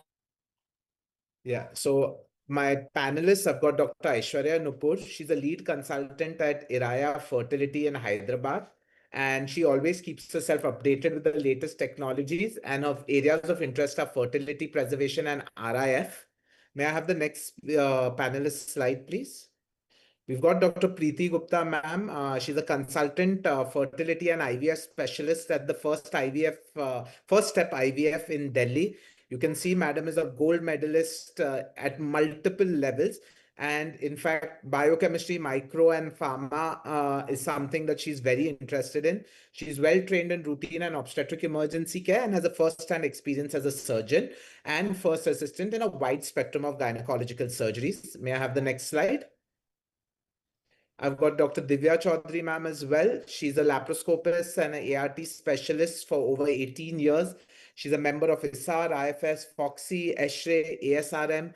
She's a fellow from the Academy of Medical Specialties, College of General Practitioners, and you can see the various positions she's held in various organizations. May I have the next slide?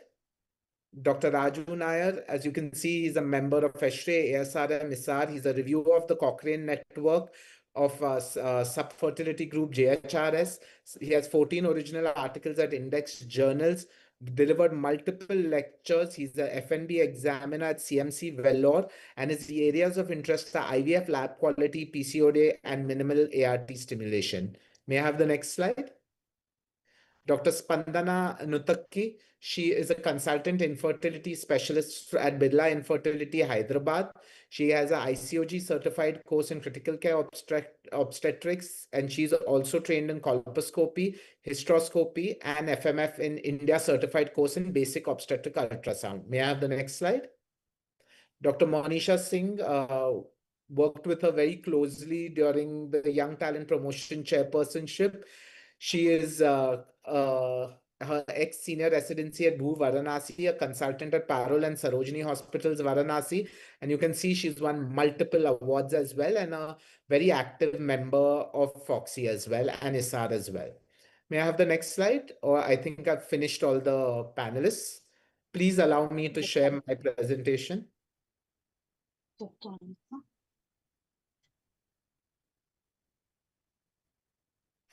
So thank you so much, firstly, for inviting me for this panel discussion.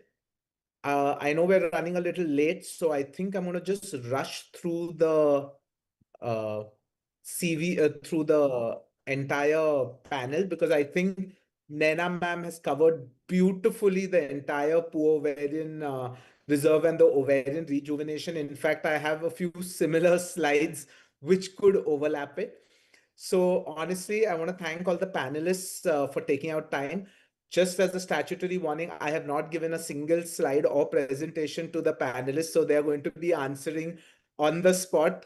None of them have called me up, so I must thank all the panelists for this. In fact, I want this to be a slightly different panel where I want you to talk about your experience where you have used different modalities, just the way Naina ma'am had spoken about where she has. I want to understand your experience in them as well.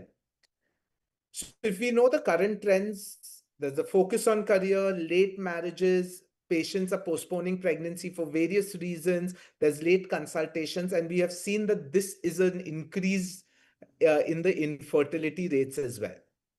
So is infertility affected by age? Now, this is I'm leaving all the questions are going to be open-ended. I would request the panelists to answer one by one and not this. So let me begin by asking Aishwarya ma'am, are you there? Yeah, ma'am, I can see you. Madam, may I request you to unmute and let us know is age one of the most important factors when it comes to poor ovarian reserve, or any patient rather, for IVF? Since childhood, we've been taught, I would call it childhood, that age is the most important factor, determining both the quantity and the quality of ovarian reserve. Absolutely. I think this is one slide which has been shown n number of times through multiple. Monisha, do you want to just take this slide before I move on to the next one? Yes, thank you so much for having here. So we all know that this is one of those charts that we have ratified every time, and that has absolutely come in our exams. So it actually tells us that the physiological changes that actually occurs during the age, progression, and what happens to our quality of the oocytes as well as the number of follicles. So we do understand that there's a significant decline that occurs when we cross 35 years. And as we can see that there is a declining fertility and irregular cycles followed by a menopause. Yeah, I think with the basics of physiology, we all know that this has been there. So if we see how old is too old, at birth, as we know, we have 2 million primordial follicles in both ovaries. But by the time we do hit puberty, there's literally a reduction by almost 1.5 million. And every month we're losing a lot of follicles. And by the age of 40, we're down to 40,000 to 50,000. And at 45 years, it's 5,000. So as we have seen in this slide, oh, sorry. Yeah. So you can see that this continuously changes. I'm going to try and rush through this panel because I know we're already running a little bit late. Raju, sir, could you just give us a little bit of insight into the Poseidon criteria which has been set for the poor ovarian reserve patients? Raju, sir, are you there? Yeah. So basically, Poseidon is one of the accepted modalities for identifying the poor responder and formulating the plan of action for a poor responder specifically related to ovarian stimulation. So basically, it's divided into 4 groups. Poseidon 1 and 3 is for the age less than 35, 2 and 4 for age more than 35. So the young group 1 is actually more or less a similar group where the age is less than 35 and AMH is more than 1.2. But the problem group is actually group 3, where the age is less and the AMH is less. And the Poseidon group 4 will be obviously the so-called poor responder. The age is also more, the AMH will also be less. So it gives you a quantification of how to approach the patient with the poor responder. So that will give you a little bit of categorization, how to manage or how to advise or rather counsel the patient that you are in this group so that we can see a prognostication of the success in an ART. Absolutely, sir. I think it really gives us an insight into how we can plan out our management and also gives us a chance to even explain to these patients who end up getting a poor response at the time of stimulation. Because generally when the AMH is good, we're not expecting this. If this does happen, we do get an understanding. So I love the fact how you very simplified the Poseidon criteria, where your group 1 is a young patient with a normal ovarian reserve but a poor ovarian response. A group 2 is an older patient with a normal response and a normal reserve and poor response. And your group 3 and group 4 are expected poor responders, the young and the old patients clearly. Now, obviously, Nana ma'am has already talked about rejuvenating ovaries, but I want to understand your experience. So we know that we have adjuvants, in vitro activation, PRP, and stem cells. Preeti ma'am, I'm going to ask you, because adjuvants is something that almost each and every one of us end up working on or using. So what's your experience with adjuvants? Which are let me put it in simpler words, what's your favorite masala to use? Thank you, Rohan. So I've been using testosterone gel, DHEA, CoQ, everything. And when I came for the meeting and read the latest ESHRE 2025 draft guidelines, everything doesn't seem good. There is no use of giving anything. But somehow, although I haven't analyzed my data, I do feel that testosterone gel does help and everything. And Rohan, these are the adjuvants, but I would like to share something very interesting which I recently did. I'm sure everybody would have done. So one of my patients, Dr. Nena was speaking, she had an AMH, she's 33 and she has an AMH of 0.3. So my first cycle was the conventional protocol with the, I think I used a combination of Gonal-f and HMG, and then we got 4 eggs, and ultimately in that cycle we got 1 good blastocyst, but that developed after 136 hours. I did a fresh transfer, it failed. Second cycle we just got 3 eggs with nothing. The third cycle I gave her testosterone gel, and then I tried stimulating her with the clomiphene and HMG. No, I think I gave a letrozole and HMG 150, and on day 9 I saw 8 eggs, and converted into a high dose HMG 300, and then I got 5 beautiful eggs. We got 3 blastocysts, and we got a pregnancy, and we have got a backup embryo as well. Recently, I gave a Clomid 150 milligram for 8 days with HMG. Day 2 AFC was just 2. And on day 8, when I called her with Clomid and HMG 150 day 2, day 4, we saw 5 eggs. And today I've done a pickup. I've got 5 eggs in a patient I was barely managing 2 or 1. So this Wow. is something which I just recently did, and I was very happy. I would share more cases if I when think, Preeti ma'am, that was wonderful what you're talking about. Mild stimulation sometimes for these yeah. patients works Yes. much better rather than trying to push that FSH threshold as high as we can, because we believe that, in fact, I came across a case recently where they used up to even 750 HMG. And I was quite surprised when I heard about that. And because see, whatever we talk about the SRA guidelines, 300 is what they say, beyond which it doesn't really end up working. But I still push my upper limit to 450. And I think most of us do end up pushing up to 450. So in those terms, I think mild stimulation for these patients ends up working a little bit better, because we end Very up getting the quality of oocytes as well, sort of like a natural selection more than anything else. Preeti ma'am, you were talking about testosterone gel. Could you tell us what was Yes. the dosage you used? So I have been recently attending the normal dose that I used is 0.1% once daily application in the previous cycle from day 5. But recently I heard somebody from Pune, I would not name him. So he says that I use it twice a day. So in recent couple of patients, I have used a transdermal application, although it's not mentioned in literature. So I thought of giving it a try, and I did try twice a day application. And I did get result. I mean, the number is too less to say. Maybe I'll have to analyze my data. So I've been using it twice a day also, and I did get good results so far. I But it's would want a to small make a number. point here, sorry to interrupt, Right, regarding ma'am. the testosterone gel. The T trial has already happened, and uh, during that trial, some studies also came up that they've used it for 2 months, couple of months, 3 months as well. So I haven't used it for 3 months, but I've used it for a couple of months. 12.5 milligram BD dose. And in a patient in whom we did not even expect, she's 28, had habits in the past. And then we did a cycle, we couldn't retrieve anything. We put her on the testosterone gel, 2 consecutive cycles. It was not duostim, it was 2 different cycles.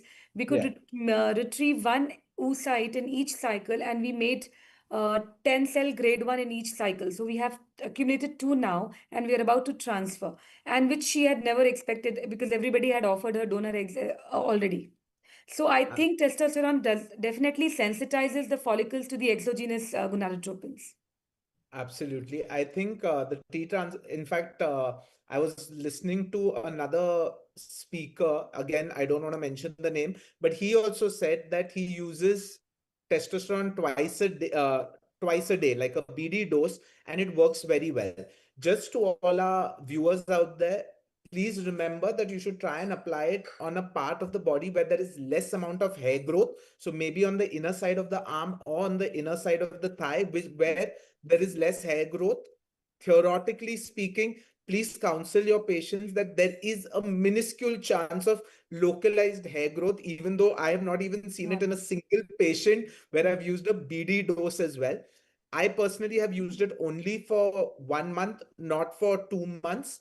but all the studies which are talking about do sometimes suggest, but majority of these patients where I've used testosterone is a Poseidon group 1 and group 2, as Raju sir said, where we have an unexpected response rather than the ones in the poor ovarian reserve.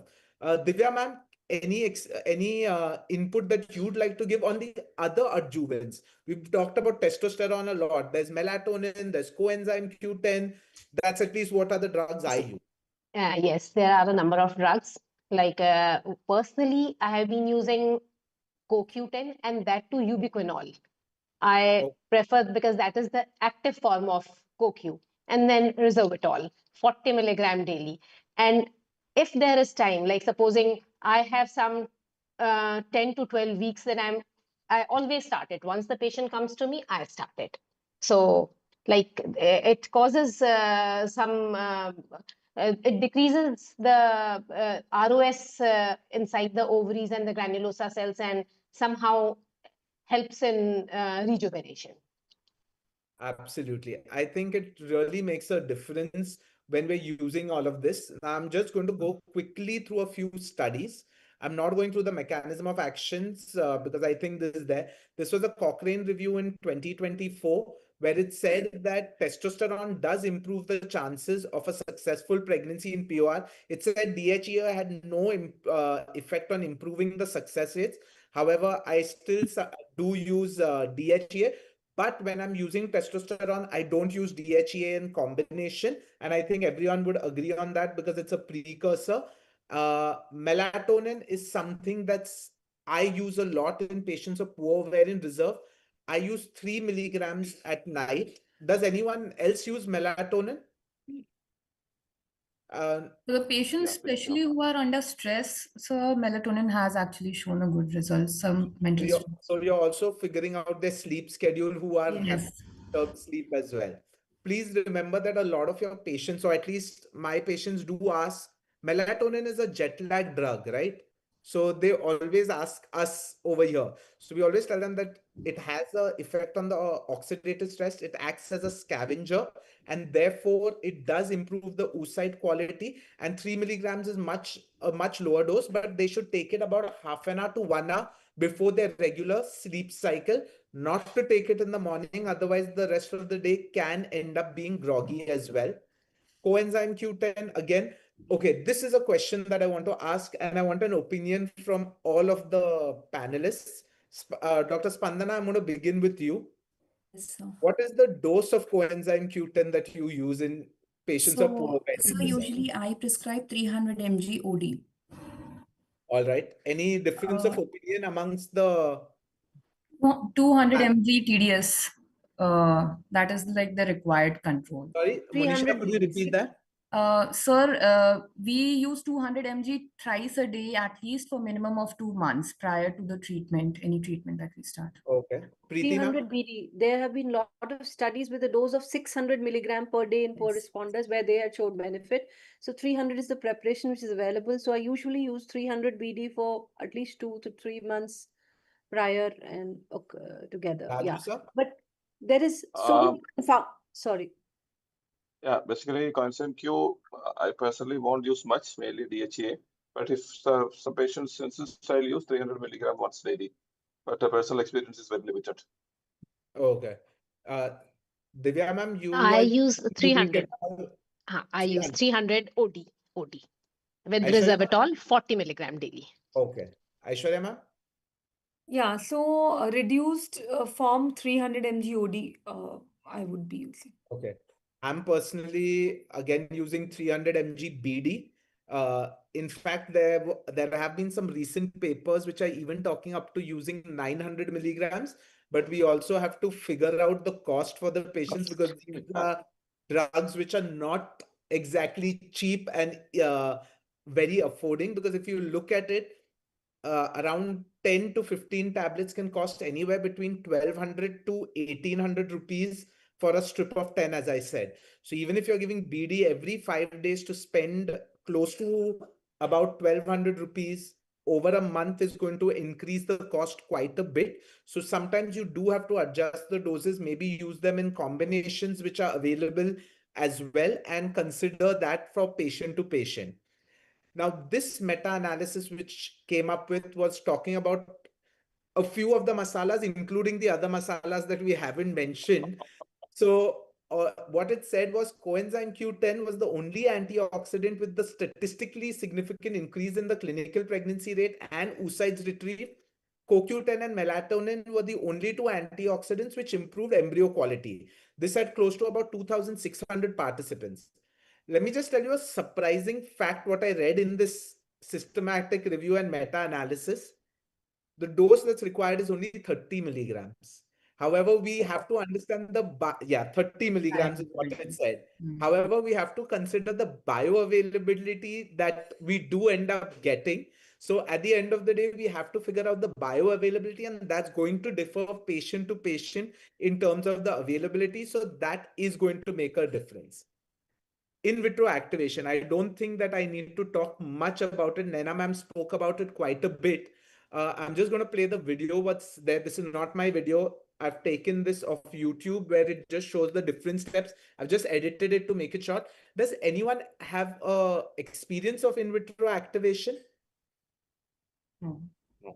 So we did a case wherein we removed ovarian cortex and we have cut it into pieces, added growth factors from PRP. The blood was drawn before the patient was taken for laparoscopy.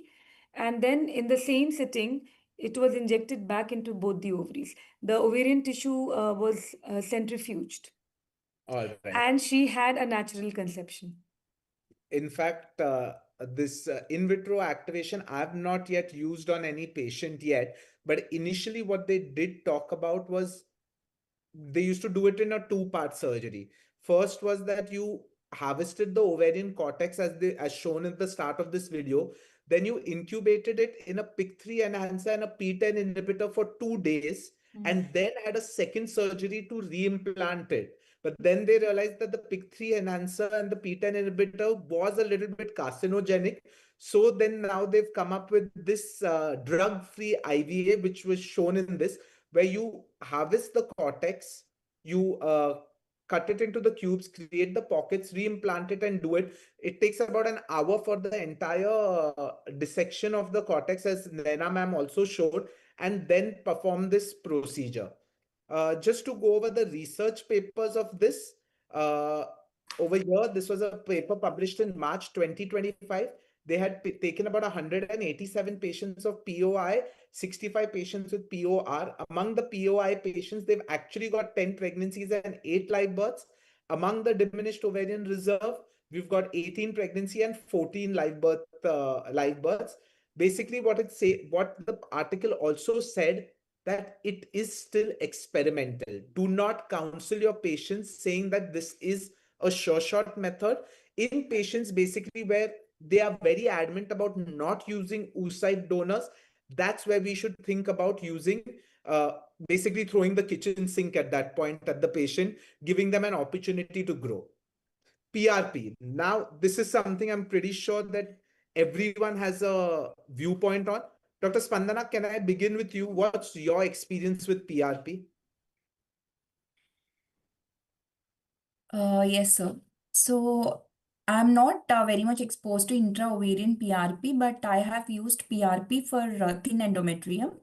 And it's intrauterine PRP and not even subendometrial. As ma'am initially mentioned, even I am very much scared of subendometrial PRP because I have seen 2 cases post PRP. Like we've just seen huge hematomas in the uterus when we were monitoring the ET. So intra-ovarian PRP, I think it is very useful, and I've seen cases being presented. So I don't have much experience with intra-ovarian PRPs. Fair enough. Anybody else? I have used it for my cases like by default, and I have seen beautiful results. For some reason, even like I don't have an IVF clinic, but I use it for my patients who are like during diagnostic laparoscopy. I counsel them simultaneously. Like if I see that there are good chances that I would rather do it simultaneously, but I have seen beautiful results for natural You conception. prefer doing it laparoscopically? I do it I'm not comfortable doing it. Like I don't have the authority right now. I have a non-invasive ultrasound authority for PCP and DT, so I do it like while doing it. All right. I have been using PRP quite frequently, like a few of my patients with thin endometrium and with the Asherman's also. Like we have used PRP for every patient. I inject 2 to 3 times, and at Especially least once, endometriosis. hysteroscopically. And that ovum pickup needle, I use that ovum pickup needle during hysteroscopy. It's like it is so Yes. easy to inject I want to during talk more about hysteroscopy. the ovary right now because And the yes, endometrium. ovarian PRP also, like it works. It works because, and I have been doing both ways, transvaginal also and laparoscopic also. But when I'm doing transvaginal, I make it a point to stimulate the ovaries a little, so it becomes a little easy to like see them. Otherwise, during transvaginal, it is sometimes difficult. Small ovaries difficult to see, so I stimulate them. At times, I have stimulated with gonadotrophins also, and then injected. That is what I have been doing. Thank you. I'm so glad, ma'am, you mentioned that tip because I was otherwise going to ask. Monisha, I'm going to get back to you because you're doing it laparoscopically. Raju sir, have you been using PRP? Yeah, PRP, I'm little slow with all this odd therapies, very honestly. So of late, one of my colleagues is actually very much keen on, and she was showing me all the studies showing improvement of results at poor resolve and all. So with her interest, actually, we started focusing on few patients. Personally, I mean, the evidences are showing that it is beneficial. Previously, it was still a very experimental affair, but now there is a lot of evidence which is coming up. But if you're coming back to my personal experience, very honestly, we did around 4 or 5 cases so far because I am very much skeptical about all these fancy things because unless with the proper evidence, how can we do some experiment? But now I am gaining my confidence and hopefully maybe a year time I maybe will feel more authoritative in saying my crimes. Raju sir, since you said that you've done it only for 4 or 5 patients, have you been doing it ultrasound guided or laparoscopic? No, it's laparoscopic. Okay. Because under vision it would be more clear. So okay. Easy because I actually tried once with during this TVR needle because for an unstimulated ovary, the picking won't be that easy because puncturing into ovary sometimes it will be messy and there's hardly 1 ml or 2 ml of fluid and we don't know where it goes. So maybe some benefit to the patient. So we club with the laparoscopy and we advise that such a poor ovarian response, suppose laparoscopy is done for some other purpose, we add PRP also to the list. So the purpose will be served both. Absolutely. Aishwarya ma'am, any experience? Have I missed anyone? Preeti ma'am, I want to hear from Aishwarya ma'am and Preeti ma'am about their experiences. Then I have a couple of questions to Raju sir and Monisha as well. Rohan, I haven't tried much ovarian. I just did 1 or 2 laparoscopically, but I was disheartened because I did not get too many results and then I did not pursue it further. But after this, maybe I'll try it again because so many people have so many wonderful things to say about that. Yeah. Absolutely. Madam, I will go through the studies and tell you in what cases where we can actually think about using it and what kind of counseling also that we actually need to do to the patients. Aishwarya ma'am, your experience? Madam, you're muted. Aishwarya ma'am. We have done it mostly laparoscopically, and some cases we definitely found positive outcome, but we cannot attribute or pinpointedly say that it was the PRP, to be very honest. And transvaginally, we did one with stimulated ovaries. Absolutely. I personally, we've done about 40 odd cases of ovarian PRP. I initially started doing them laparoscopically because obviously under vision, it gets a lot easier to do. And then I've now moved on to transvaginal because it's a lot less invasive unless we have some other pathology during a laparoscopy. Then only I would consider doing an intraovarian PRP laparoscopically. Raju sir, Monisha and Aishwarya ma'am, since you all three are doing laparoscopically, can you give some tips and tricks about doing it laparoscopically? What kind of needle do you use to inject? How much ml are you injecting into the ovary? So yeah, basically the first thing is we want to hold the ovary with a grasper or something. So that, and what we use is that there's an injection needle, so that the long needle which we have. So usually we prepare PRP around 4 ml odd, and we inject 1.5 to 2 ml on each ovaries. So we'll use it a single point and inject to the subcortical area, and that's all. Absolutely. Monisha? Same, sir, but I do it more than once, like one places in single ovary, like 3 to 4 shots. 3 or 4 sites. 0.2 ml. Yes, sir. Yes. Aishwarya ma'am, any difference? So the KK Surgicals from Mumbai, they've come out with a PRP injection needle, and which is very, I think, convenient to use. Uh, and also the other thing is, we have these people coming from Bangalore to prepare it for us, and they give us cells, then plasma and growth factors. So I think totally it'll amount to around 2 ml per ovary. And we Yes. also inject in 2 to 3 sites and not just a single site. And very slow installation to prevent as much reflux as possible. Stabilize the ovary with a grasper. Yes. Absolutely. So, just initially, the entire conversation about PRP had started in 2008 with Scott Sills publishing his paper on using PRP for menopausal women. So, what basically he had done was he had injected PRP, and he said he injected 5 ml in each ovary. But practically speaking, from all of us, you can understand 5 ml just doesn't get injected into the subcortical area.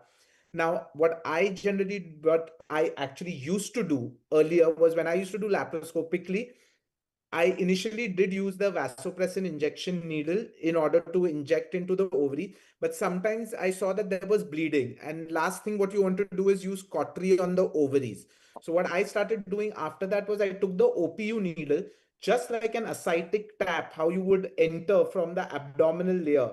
Just enter through the abdominal wall and inject into the ovary at multiple sites, because that the needle is a lot finer, and that way you don't need to. And remember, if any point you do end up having bleeding at any site, put in a gauze piece through the 10 mm port and just give pressure for a bit. Do not use cautery at any point of the junction.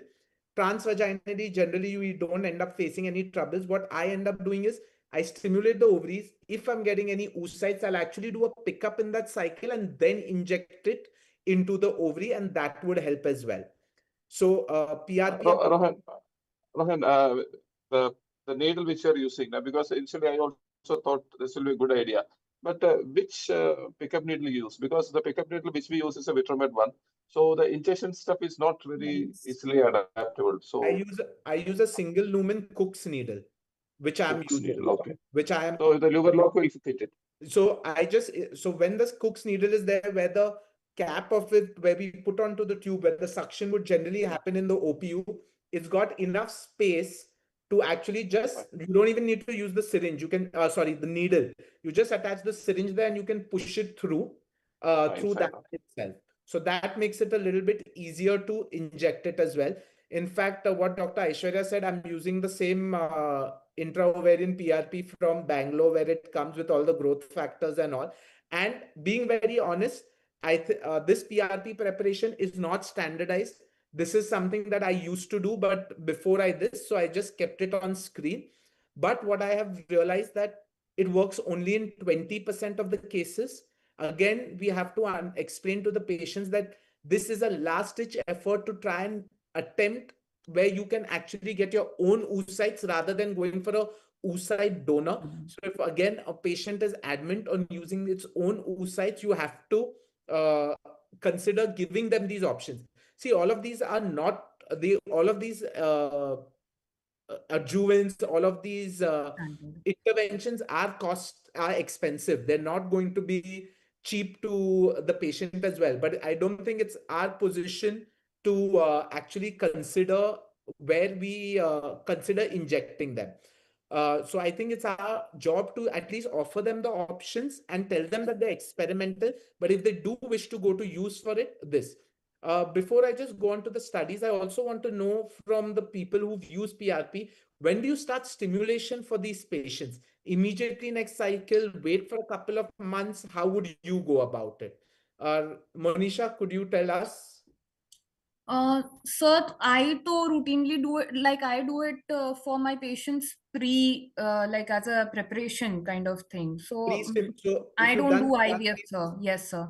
if So you've I done do it PRP like this while cycle, preparing. Yes, sir. Like for Asherman cases, endometriosis. not Ashoman. I'm talking about just intra-ovarian. Yes, sir. Like for cases that I'm going for laparoscopically, while doing the ovarian PRP, so I do it for prior to my IUI treatment, sir. So I prepare it like that. So just in I the don't do previous IVF. cycle. So Yes, sir. just in the previous cycle, so you do a PRP and next cycle you're stimulating. I do it, sir. Raju, sir? Yeah, same. Previous cycle. Okay. Aishwarya, ma'am? So we give the patient nicotinamide, CoQ, AD. and DHA for a month after the PRP, and then we take her up for IVF stimulation.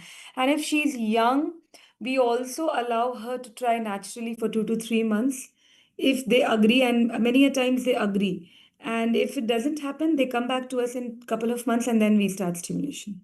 Absolutely. And we're talking about, so basically you're saying that give a 1 month break between the Yes. PRP and the stimulation if you're Yes. thinking.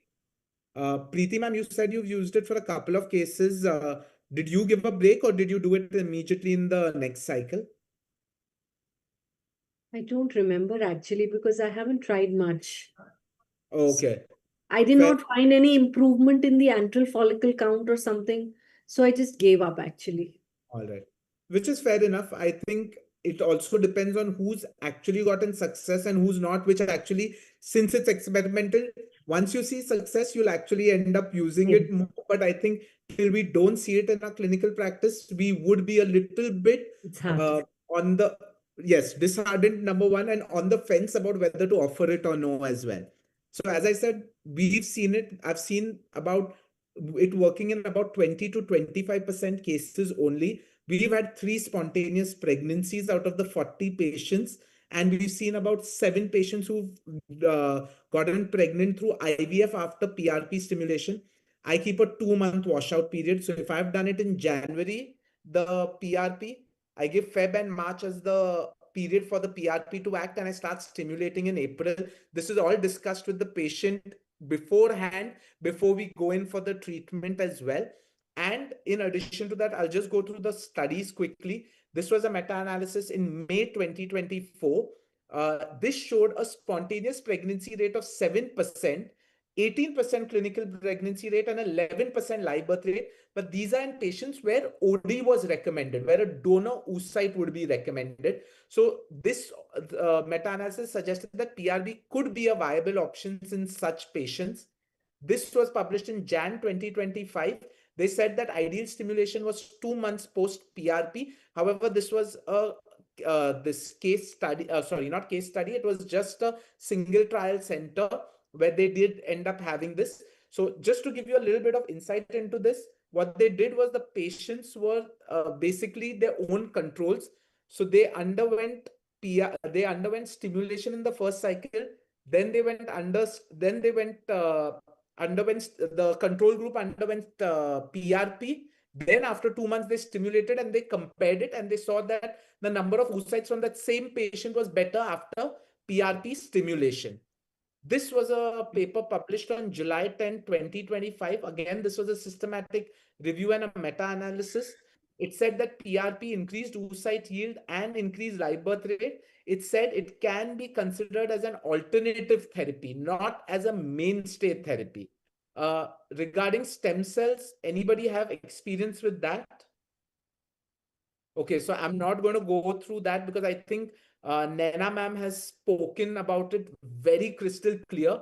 I just want to bring about one thing that has been there, which Naina ma'am also spoke about, is stem cell enriched PRP, which has come up, where they actually inject GCSF. This is going to be my last slide. Then I want take home messages from each one of the panelists, where they give GCSF for 4 days and then collect the blood for PRP.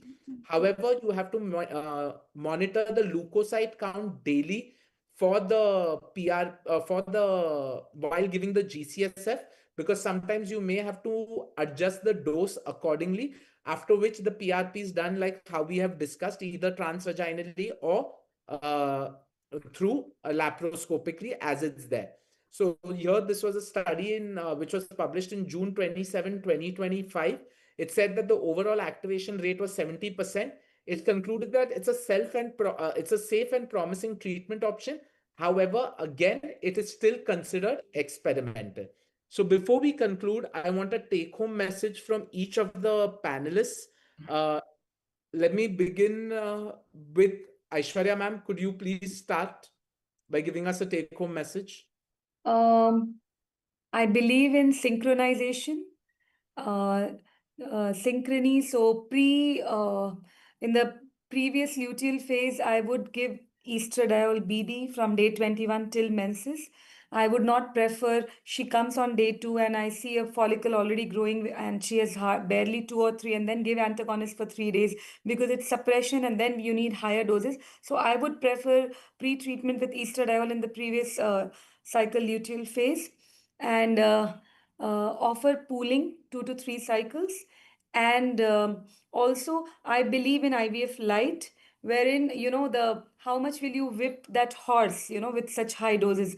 Rather, add letrozole, increases the androgen levels, again, improves the sensitivity, and clomiphene helps in multifollicular growth. So either of the two we can combine with HMG or REC FSH. And pooling should definitely be counseled 2 to 3 cycles. Even if we get one good quality embryo each cycle, and if we can pool some 2 to 3, I think we have good chances. And in elderly, we have again a controversy while pooling whether we should do a PGTA or not because she already has less. Whether we risk them growing to blastocyst is a informed decision to be taken, a discussion. And before doing PRP and any rejuvenation, we have a consent form wherein it says it's experimental and the patient is opting for it, and we get it signed by the couple. All right. Thank you so much, ma'am. Dr. Preeti Gupta, ma'am, could we get your take-home messages for the panelists? Ma'am, you're muted. Okay, so yeah, what I would like to share is that as I told you, late luteal, as Aishwarya said, even try long protocols. That also I've seen works. It helps in synchronization. And as I just mentioned that I had a wonderful experience with clomiphene and letrozole in patients who were making very less eggs, and that I would encourage everyone to try that instead of giving a very high dose of gonadotropin because that does give good embryos. And lastly, even I learned, and I would like to try ovarian PRP for rejuvenation as explained by everyone. And let's see in the next panel, maybe I have more experience with ovarian PRP as well. Absolutely, ma'am. I'm hoping you do try it. Just a word of caution, which I don't know whether I mentioned. PRP, somehow I have seen best results in younger patients rather than the older patients. Sorry, Monisha, if that was your take-home message, I took that away. Yes. But Dr. Divya, ma'am, could you give your take-home message, please? Yes, like whenever a patient of poor ovarian reserve comes, so like revising in your mind the Poseidon criteria, it helps to like customize the patient and to give them a prognosis. And especially for Poseidon 3, like I really feel that long agonist protocol, I'm very comfortable with it, especially for Poseidon 3. And for the group 1 and group 2, like I tend to give higher doses of gonadotrophins. For all poor responders, I use HMG. Sometimes I use double stimulation, and as a trigger, I always give a dual trigger, both. If like the number of eggs, like if they are not hyperstimulated, and they usually don't get hyperstimulated. And then embryo pooling, yes, it can be done if we get less numbers. And for fourth group, for the Poseidon 4, I prefer a milder stimulation. But specifically for third long protocol, this is what I have been doing. Raju, sir? Rohan, Yeah, can I say yeah, something? ma'am, you want to say something? Yeah, I'm so sorry. I think we've forgotten about recombinant LH also. And in some cases, a combination of recombinant FSH and RLH may also help us. Yes. In fact, I think there's only one company which is giving that combination currently. I'm not going to take the name, but at the same time, what it does end up doing is there are certain cases where these patients would benefit from them, especially in cases of polymorphism, where you see that uh, in poor responders, I've somehow seen that HMG works equally. In fact, Better. all our gonadotropins work equally well. It again depends on what you're comfortable with and what you're using as well. Raju sir, you want your take Yeah. home? Yeah, basically, when we deal with a poor responder, you should give little bit, don't give a very glossy picture of whatever fancy treatment we have. We should give a more realistic picture, because by all this rejuvenation, we may end up in getting maybe 3 or 4 days further. But will it all translate back to a take-home baby rate is a questionable debate. So we should give that reality pitch to the patient, because patient will try what all things they are comfortable with or that we are telling. But as doctors, we should be a little more evidence-based in practice. And obviously, if suppose this things not works, obviously we should give them the option of a donor oocyte program also. So that realistic expectation is one of the basic motto of managing a poor responder. Absolutely. I think so. That's such a practical way of approaching it as well, and being very realistic with the patient so that they understand where their prognosis lies as well. Spandana ma'am, could we get a take-home message from you? Yes, sir. So I do believe in synchronization, sir. So I think for that long agonist or double stimulation is also beneficial. And also I have a good experience with growth hormone adding during the stimulation. And as all these are experimental, we need to counsel the patients a lot before even we offer these treatments, because we can't promise them the 100% results. But still, the future is like a combination of adjuvants, PRP stem cells, and AI-based embryo selection. So I think we have to work on it.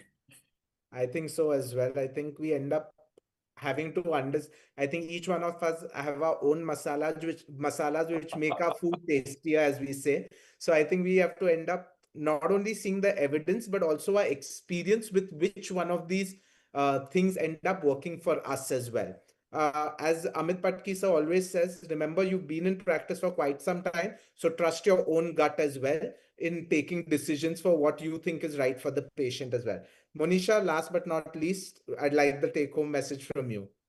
Sir, as everybody has said, but as Raju sir has also said, that we need to keep on counseling the patient about the reality. What they want is like the time to pregnancy to have the baby, or they won't be stubborn enough to try the experimental issues. And we have to keep counseling the patients that there are certain things that have shown a good effect, and there are certain things that are experimental, but they may go ahead and maybe they might be a standard later on.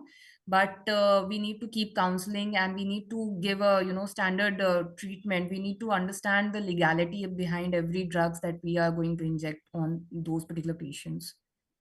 Absolutely. I think, Monisha, thank you for giving a very clear-cut picture on that as well.